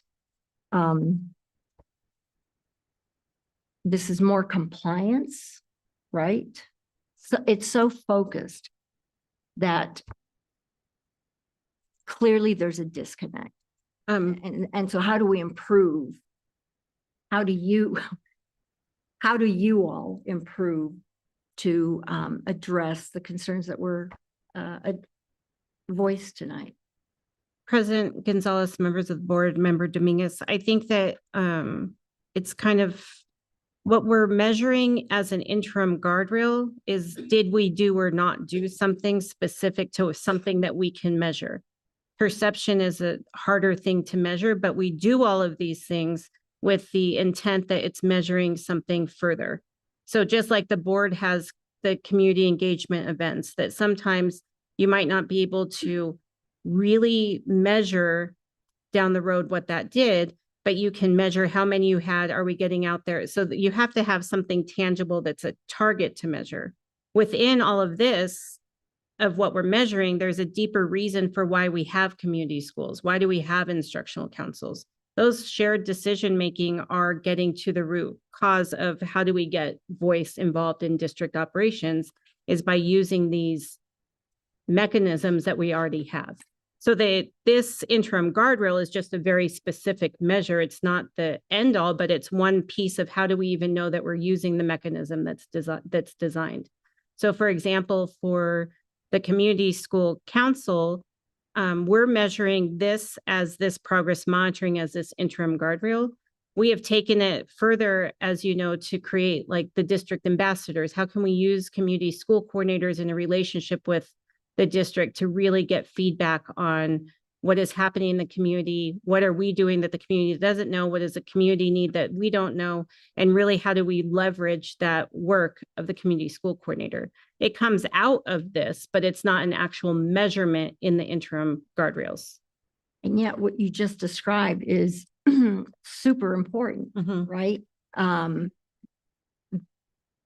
Because, I mean, if you look at guardrail 4, and that is what the community voiced as, this is a value, you will not violate this guardrail in pursuit of the goals, which is critical. So how, you know, that is the spirit of the guardrails. So how do we bridge the process of measuring interims with what you just described? Because there's a disconnect there. And that's, I'm not suggesting that you all have to come up with an answer right now, but I think that is the challenge that I'm hearing from community. Member Dominguez, I just want to acknowledge again that the purpose of the board is to accept the report based on whether or not it's met the requirements of the report, not whether we agree with it. And so if you have any questions, whether they're technical, tactical, strategic, clarifying, related to the report, that'll help inform your decision as to whether or not the content contained within the report is adequate, you have the floor for those questions. If not, I'd recommend that we continue to proceed to our approval. And I think I asked the strategic question about how do we go about, and again, it's not a question that has to be answered tonight, but how do we go about improving or bridging what you just described here? That's all. Great, thank you. Members of the board, are there any additional questions on this guardrail? I have a comment. Yes, Secretary Astorga. You have the floor. Thank you. Just based on this discussion, what I am going to do later today is put in a request that your team give us an update on where community engagement is, and family engagement on some of the important topics that were discussed in public comment. So, thank you. Thank you, Secretary Astorga. Member Tomori too. I just want to comment. I think many times we have our version of what parent engagement is versus what the community is really saying. So I think that disconnect, I think, can also be reflected in taking our community engagement meetings to where we listen a little bit more to what the community is also saying, and then our district and the need of their personal voice in what community engagement is. Because I think there's two sides, and I don't think both sides are being heard. And I think, just as board members Astorga was saying, that whether this update includes those voices and whether or not we're really looking at the disagreements being said versus also what the district is saying that they're meeting. And I think there's a disconnect. So I think that if we can have some way of reporting that so that the families are being heard but also that we are reflecting and creating that space to move forward in making sure we hear those thoughts and actions to what is really going on. Thank you. We have another comment. Secretary Astorga, go ahead.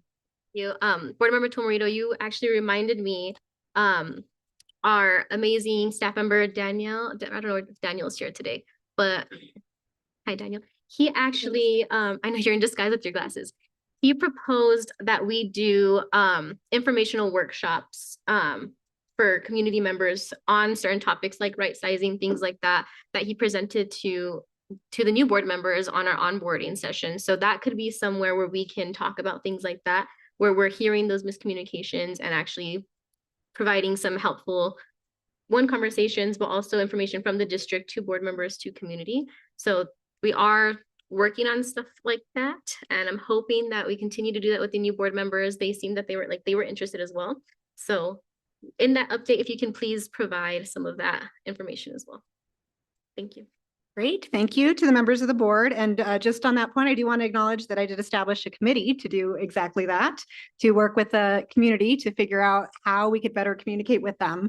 And unfortunately, those goals of that ad hoc committee were not met. So we had to disband it. So unfortunate that some members of the board are bringing it back up after they didn't do their work. That said, as a point of clarity, we're here to accept this report as a formal acknowledgement that we had a satisfactory conversation with the superintendent, and that we have a deeper understanding of how the current reality for students is lined up with our vision for them. So again, in order to accept this guardrail monitoring report, we must be able to answer yes to the following 3 questions. Does the reality of the report meet our vision of the goal? Is there growth toward the vision? And is there a strategy and plan sufficient to cause growth towards the vision? Is the answer to all of those yes? We can move ahead and move to the motion. Yeah. All right, great. Then at this point, we are ready to accept the monitoring report for interim guardrails 4.1, 4.2, and 4.3. Can I have a motion, please? I move to accept the progress monitoring report for interim guardrail 4.1, 4.2, and 4.3, family and community engagement. This is Member Jackson. I'll second. This is Board Member Benavides. Thank you. And is there any additional discussion or deliberation? Great. Well, I will just also offer as a closing point that just because some members of the community don't get their way does not mean that they were not heard. And with that, Dr. Albright, can we move to the monitoring report? To the vote, please, the roll call. Thank you. Nelda Tomorito, Yes. Crystal Tapia Romero, Yes. Courtney Jackson. Yes. Nella Starga, Yes. Josefina Dominguez, In the very limited way that they're written, yes, but it needs improvement. Heather Benavides, Yes. Danielle Gonzalez. Yes, so the motion carries. Thank you. And we'll move on to our next agenda item, which is agenda item 6, our consent agenda. Do we have a motion to consider approval of the consent agenda, which is item 6.1 through 6.12? I move to approve the consent agenda, item 6.1 through 6.12. I'll second. This is Member Jackson.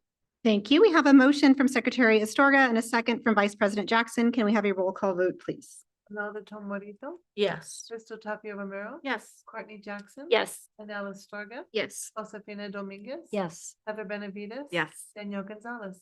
Yes, so that motion carries. We will move on to our action items, beginning with agenda item 7.1, which is to consider approval of the grant budget adjustment for 4 funds. 1 is Senate Bill 48, our Community Benefit Fund, 2, Near Peer Tutoring, 3, Hispanic Education, HPREC, and 4, USDA Fresh Fruits and Vegetables Program. This item was on the December 17th Finance Committee agenda. Committee members did have an opportunity to ask questions during that public meeting. However, this item was pulled off of consent by Board Member Dominguez. So Member Dominguez, I'll turn to you for your questions. Thank you. This is relating, my questions are first relating to, I don't have internet, so forgive me. Senate Bill 48, Community Benefit Fund. And so I pulled up the act and first I just want to make sure that the board has oversight on things that are expected from us from the legislature. So the first question is, what is meant by the reference in the act? Who are the overburdened communities in APS? Board Member Dominguez, I'm going to ask Dr. Gonzalez to come up because the act was not under, we're not the agency that the act is speaking to. Okay.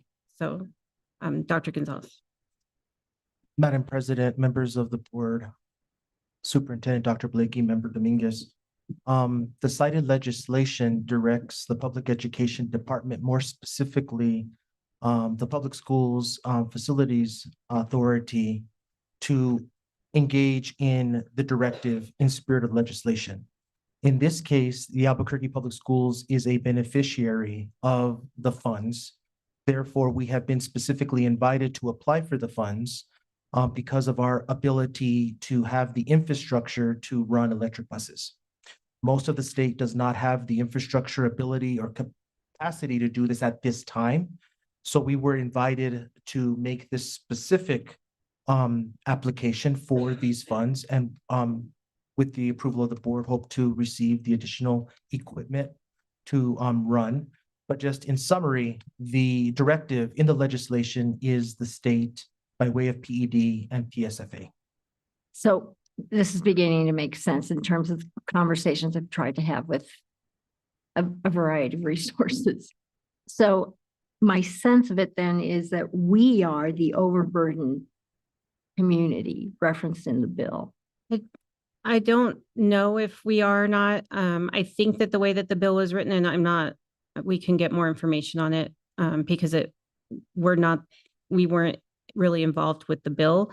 The overburdened communities are communities that have more environmental exposures in their community.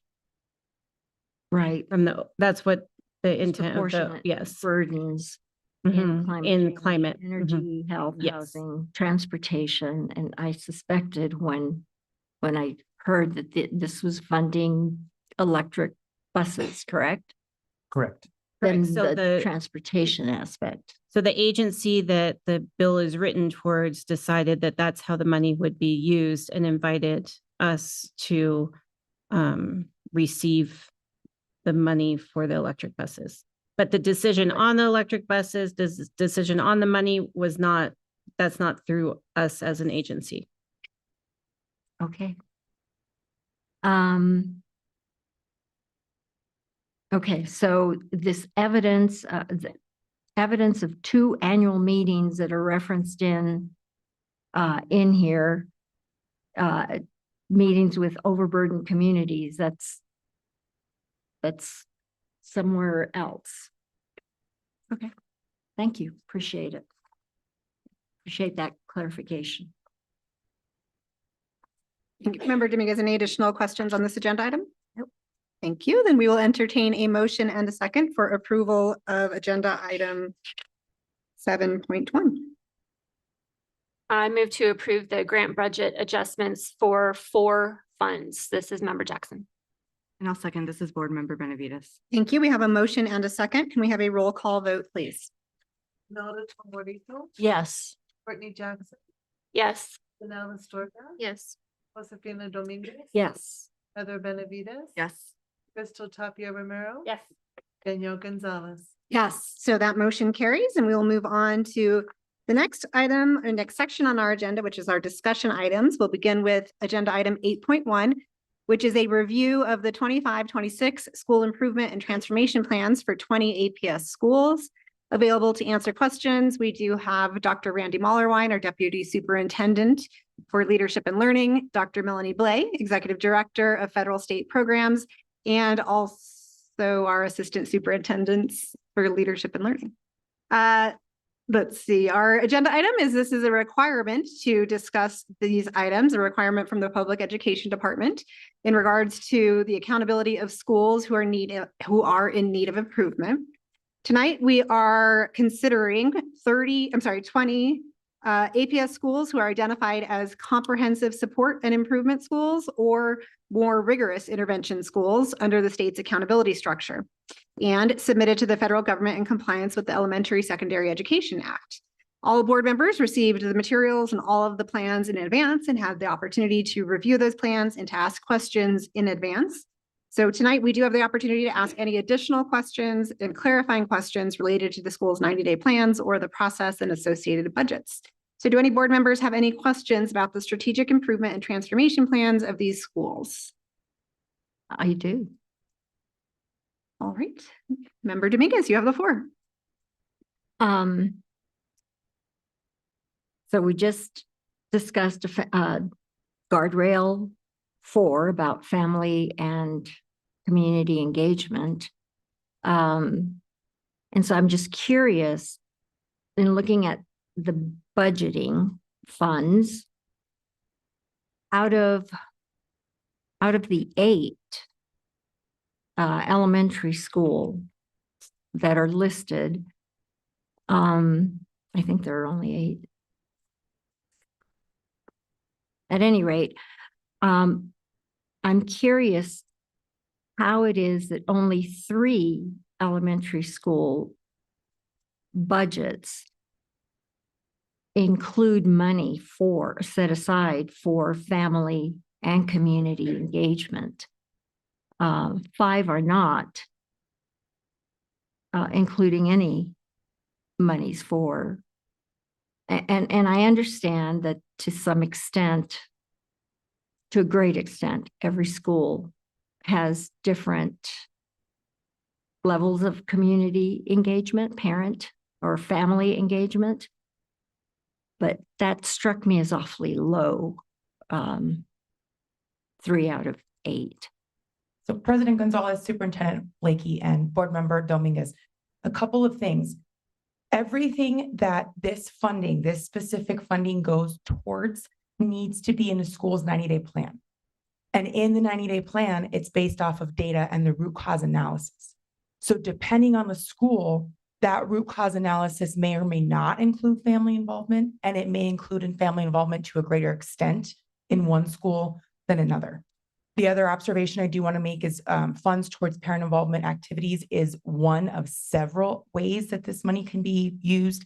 It is not a specific requirement that any money is put towards parent involvement. I will also add that these schools, with the exception of one, are Title I schools, meaning that they do have required set aside for family involvement already through their school-based Title I funding. So this would just be supplemental if it were in their plan, in their root cause analysis specifically. Okay, well, that's encouraging because that might explain why so many of them have 0 in that area. But I was pleased to see, well, here's another question then. How is it that, and you might end up with the same answer, how is it that some of these schools did not have any money going to student achievement and academic rigor? Yes, so President Gonzalez, Superintendent Blakey, and Board Member Dominguez, again, that's one option. If you look at the actual definitions that the PED provided, some of them overlap. And so I can tell you every school set aside money for professional development and set aside money for teacher training. That's the majority of where these funds go. So although it may not look like they put it in that line, some of it is just a compliance item where if it was an outside contractor or if it was for subs, it may or may not have fallen in that line. But you have to have student achievement and increasing student achievement in your 90-day plan in the budget proposal in order for it to be approved by internally APS and then by PED. Okay, so there are other sources. Yes, ma'am. That may not be, that aren't reflected here. That explains the absence and relieves yeah. Thank you. Great, thank you. Are there any additional questions on this discussion item? Board President Gonzalez, members of the board, I just want to thank the principals that are here from the schools that submitted the plans for being here in case there were any questions. So thank you all for joining us. If you were wondering why there are so many people here. Thank you, Dr. Blakey. Thank you to Dr. Malawine and Ms. Blay. And yes, thank you to the principals for joining us tonight. Glad you got to sit through a very robust meeting. So that is a discussion item. So we will not have a vote. That's a discussion item 8.1. We are still on our, we are moving now to agenda item 9, which is outgoing board member comments. For this agenda item, we will proceed in alphabetical order. So I have kicking us off, board member Josefina Dominguez from District 6. You have the floor. Thank you. Wow. So, I mean, I keep hearing, is it the Grateful Dead? What a wild, strange trip it's been. But, first 2 years feeling like I was drinking out of a fire hydrant, and then finally finding my bearings, only to have other challenges. But let me just say that serving on this board has been the most consequential decision of my life at this moment in time. It has been a sacred and humbling journey, one that required me to bring together my personal, professional, and public servant identities. The latter took some time. I've walked this path with many of you, and I am grateful for all your help and for even the challenges in this endeavor. I begin by first giving thanks to, thank you for your patience, family. My son and daughter have often commented that you missed another basketball game, Mom. Nana. But I also want to honor my ancestors and family. My first family, I call them.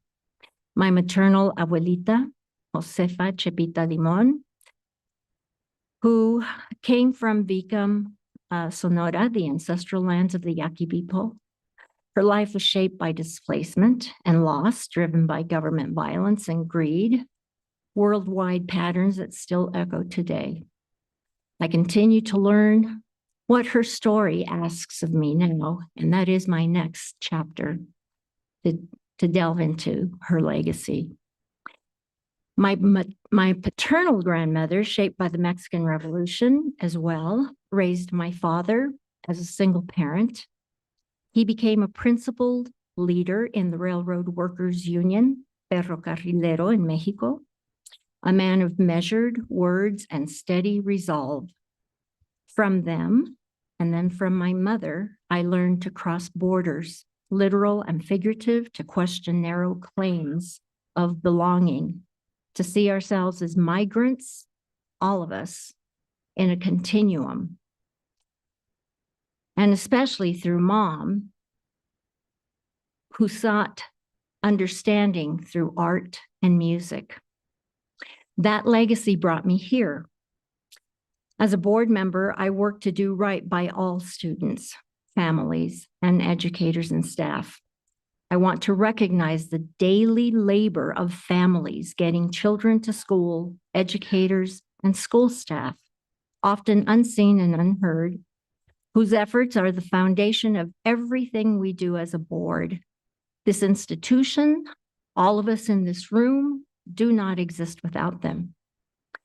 I was also clear in my commitment to students protected under the Martinez-Yazzie rulings, students with disabilities, English learners, Native American students, and students experiencing poverty, with later and rightful inclusion of Black, African American, and Hispanic students. But students do not exist in isolation. They belong to families and communities. My role has been to serve them, not my personal ego, nor my political expediency or outside interests. And in this work, students were not just recipients of policy, they were also my teachers. Earlier this evening, I was deeply honored by former students who have grown into leaders in their own communities. They are teaching me in their fight for social justice and economic justice. And I want to say this plainly, there is no greater honor than to know that students I served have gone on to serve others, and that they return to honor my work. My work as board member has been built on the shoulders of someone I just learned of, Dolores Griego, a board member I only recently learned about, a colleague in the fight for educational justice.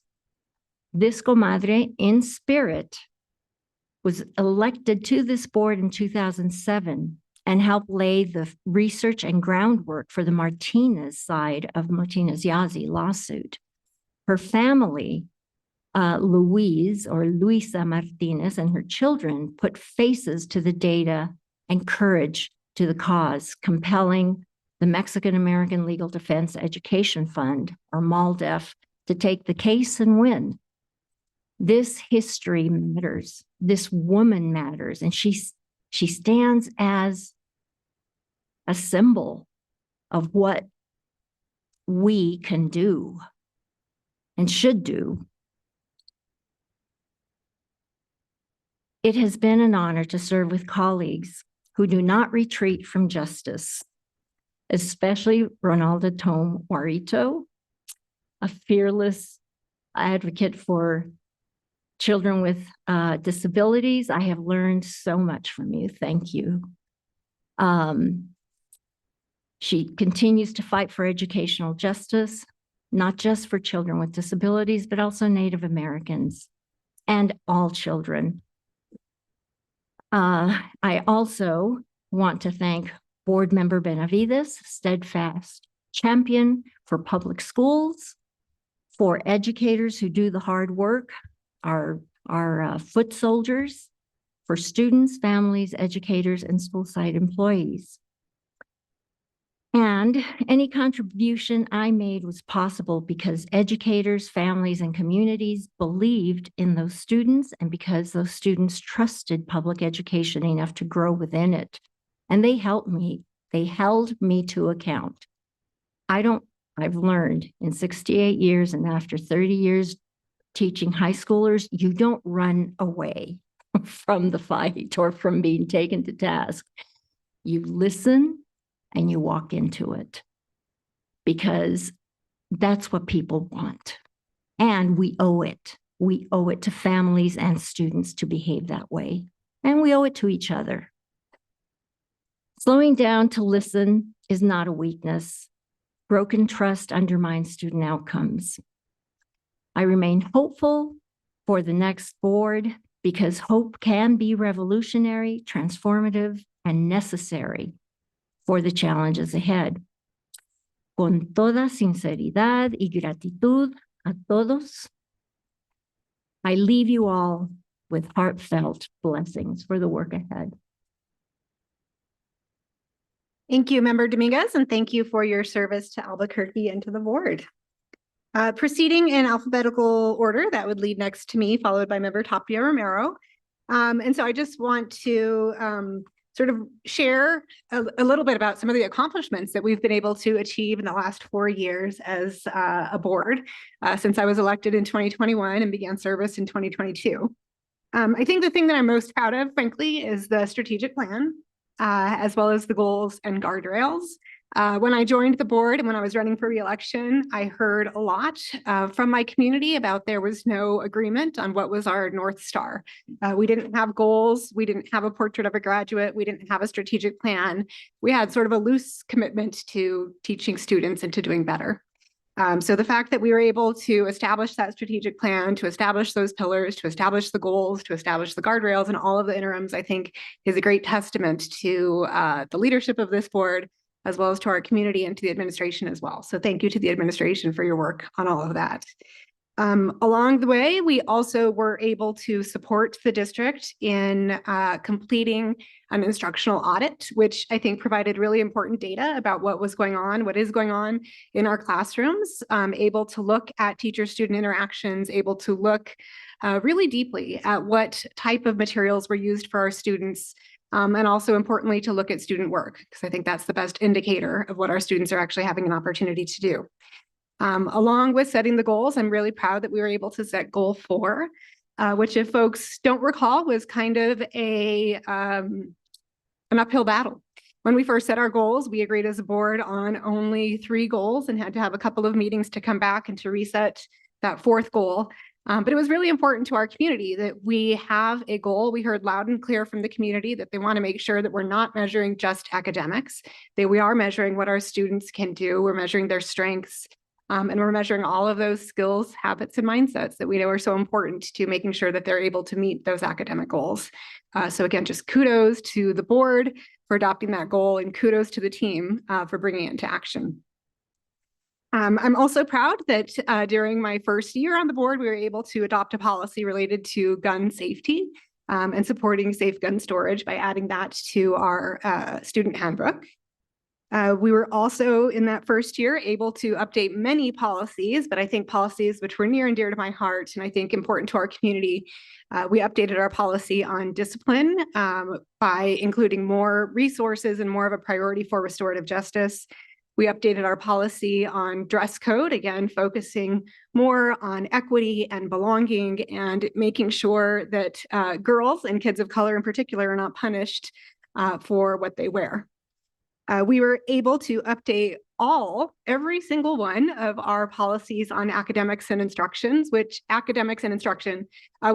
was a really big endeavor to go through every single one of those policies, make sure that they're aligned across the board from instruction to professional development, to assessment, to accountability, to material development, even to the policies around how we challenge materials in this district.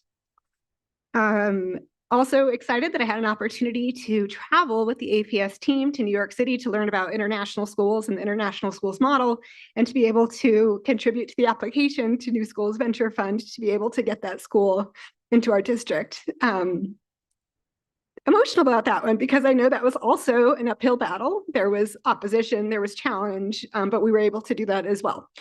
So really excited to be able to bring in that external funding to the district to be able to put the application together for that school and to make it a reality for our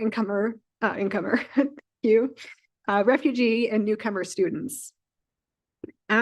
Also excited that we were able to partner with Education Resource Strategies to bring them in to advise our finance team, that our finance team was also able to partner with Edunomics, and that our finance team was all able to go on and earn their certificates from Georgetown University in education finance. So kudos to the finance team for that important work, and for really working to change the way that we do budgeting in our district. Also kudos to the chair of our finance committee for bringing that all to action, Chair Tapia Romero. Really important in that we also completely refined our budget policy.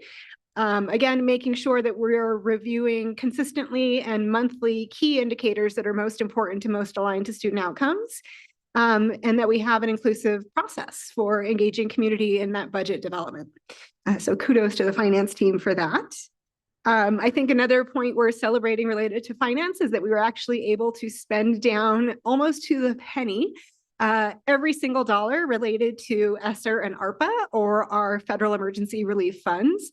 This is, again, all credit due to the administration for that important work, for really engaging in doing that and making sure, again, that we weren't leaving a single dollar on the table in serving our kids. We also established a board committee for the first time related to community engagement and outreach, and that committee also set goals for itself. That was not initially part of the original charge, but we realized how important it was not just to set goals, but to hold ourselves accountable to community engagement and to make sure that we were really reaching the communities and the families that are not typically at the table. So this board now has goals for outreach to the Martinez-Yazzie populations, as well as students. Also really excited about the work that I got to lead with Member Astorga on student voice and student engagement. We were able to bring in some student interns to the board who worked with the board as well as with students and advising us particularly around Goal 4 related to the survey and what we were learning from that, but also to make recommendations for through the Student Voice Ad Hoc Committee for how we can continue to engage student voice. So thank you to Member Astorga, to the district for your willingness to listen to students, because we know their voice matters so much. When I ran last time, back in 2021, I also did hear a lot from our community about the importance of mental and behavioral health. And so just really proud to say that our district did allocate more funds towards student mental health, including in collaboration with our city and county. And it was an honor to serve on what was at the time the ABCGC, Albuquerque Bernalillo County, but it's now called the LGCC. So able to partner with the city and county to bring much needed resources for mental health, but also for drug prevention and awareness to our district. So thank you to every member of the staff that supported me in my role with that committee. And then also being able to advocate for making APS a formal voting member of that committee. So that was something that I worked on in my 2 years on the board, and really excited that we now have a voice at that table. I just want to close with saying how excited I am about the progress that this board and this district importantly have made on student outcomes focused governance. It was really fun to hear tonight that we have dedicated more time towards a focus on student outcomes. Because we know that is our number one job as a board. That is the number one thing that we are responsible for, and the number one thing that I think we need to base all of our decisions on. So I hope that the board and the administration will continue that focus on student outcomes and continue to put students first. Thank you. And then we will turn now to our last outgoing board member, Member Tapia Romero. Well, you guys know the way I roll is not just like this formal speech, right? So we have to continue with trends.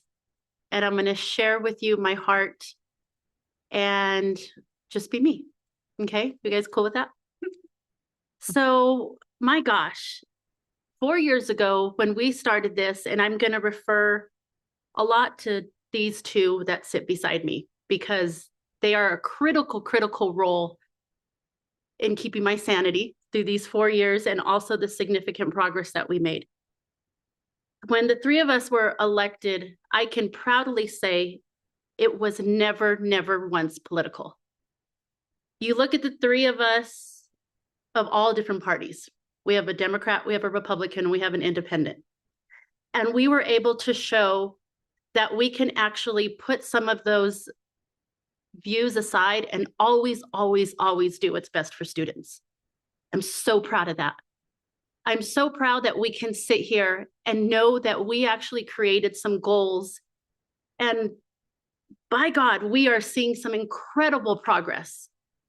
I love what I see on social media now. I love just the momentum that is building and seeing APS make a significant impact in our community. I told Dr. Blakey the other day, I said, my goal for you, and I still gave her a goal.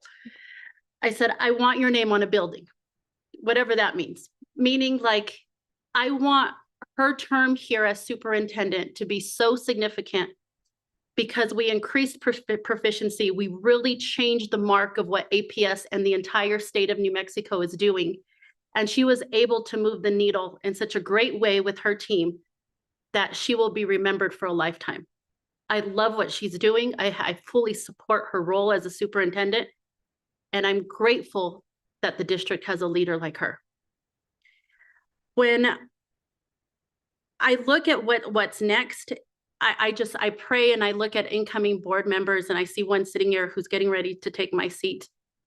And I plead that we continue to do what's right and we always keep the goals first. We continue to make sure we are always doing what's best for students, and that will always remain the foundation of every single decision that we make.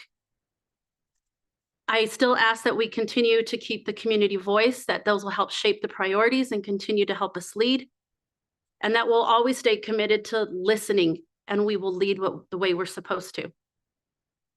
When I think about, again, what's next for the district, I'm hopeful. I feel like I'm grateful to leave on a positive note and leave on a high, but also sad because I feel like we were just getting started. And I told a lot of the team today in our reception, I said, you're not getting rid of me that easy. Like, you'll still hear from me. I'm in early childhood education. I promise you I'll still come speak at some public comment because APS is personal. This wasn't just a stepping stone as to what's next, but I truly love our district. I love my schools. I have a 10-year-old. The work isn't done. When I look at the board as a whole and new members that are coming in, I'm going to plead and ask for accountability and integrity. The leadership that sits at this dais means holding ourselves and each other accountable, not just as board members, but as members of this community. I'm going to ask for professionalism. I'm going to ask for respect. And this must remain a non-negotiable. We must remember that words matter, and how we treat one another reflects on APS as a whole. Disagreements, those are inevitable. Those are expected. That should happen. We have different personalities and backgrounds. But personal attacks and derogatory language should never have a place in public service. Our students are watching. We must model the behavior, and we must expect that from each other. As we go forward and through this, I have to thank, of course, Courtney and Danielle. You guys guided me. You were a sounding board. You were strangers at the beginning, and I know I can leave with dear friends. I love you. I respect you. You are some of the smartest women I know. And I know, again, our work is just beginning. We're just turning the page to a new chapter. I look at the finance team. Raynette, you are freaking smart. Let me tell you, I was telling Dr. Blakey the other day, I said, Raynette and her team have this incredible skill where they can adapt so easily to change and roll with the punches and not give a ton of pushback when normally people in certain positions and certain levels, that's pretty challenging for them to just adapt to change as easy as you do. It's a huge strength of yours. You have been willing to apply these goals and make immediate and direct changes, and you've held your team accountable, and you've been able to hold APS to the level of integrity and values that it should be held to. I honor you, I respect you and your team, and everything that you've done. This 4 years of chairing that committee with you has been an honor. You've been able to explain things to me and to make it simplified so our community could understand, because that wasn't what was always happening. And as we pass the baton on to whoever comes next, I have no doubt that whoever sits in this role as finance chair is going to be with an incredible team, and you're going to continue to lead it the way you're supposed to. So thank you for what you've done. I can't end this without thanking my husband. He literally watches every single board meeting, and I don't know why, because these things are crazy. And he'll send me words of encouragement, and he will always lift me up and never put anybody down. He is someone that I can trust. He is someone who's had my back through these long nights and has encouraged me and has even partnered with me to support programs like McKinney-Vento and West Mesa, John Adams, and buying lunch for teachers and making sure our students had Lobo tickets because we're huge Lobo fans. Sorry, Aggies, I'm so sorry. But he has supported me in making sure everything we do is for our students. And I couldn't sit here without thanking him. So Ricardo, you're watching. I love you. Thank you for supporting me. So I can just say I'm proud of the work we have all done together. But more than that, I am proud that I can leave this seat knowing that I never lost sight of why I was here. Because service is temporary, but impact is lasting. So thank you for allowing me to serve you. Thank you for allowing me to serve the best district. Josh, take care of them. I love my district. I love my schools. And thank you guys for having us. Thank you, Member Tapia Romero, and thank you for your service to District 5 and to APS overall. We will now move to the statement of closure. The next Board of Education meeting is Wednesday, January 7th, 2026. 2026, which is not what my script says, but 2026 at 5 p.m. here at the Alice and Bruce King Educational Complex at 6400 Uptown Boulevard Northeast, and also live streamed at aps.edu. And with that, this meeting is adjourned.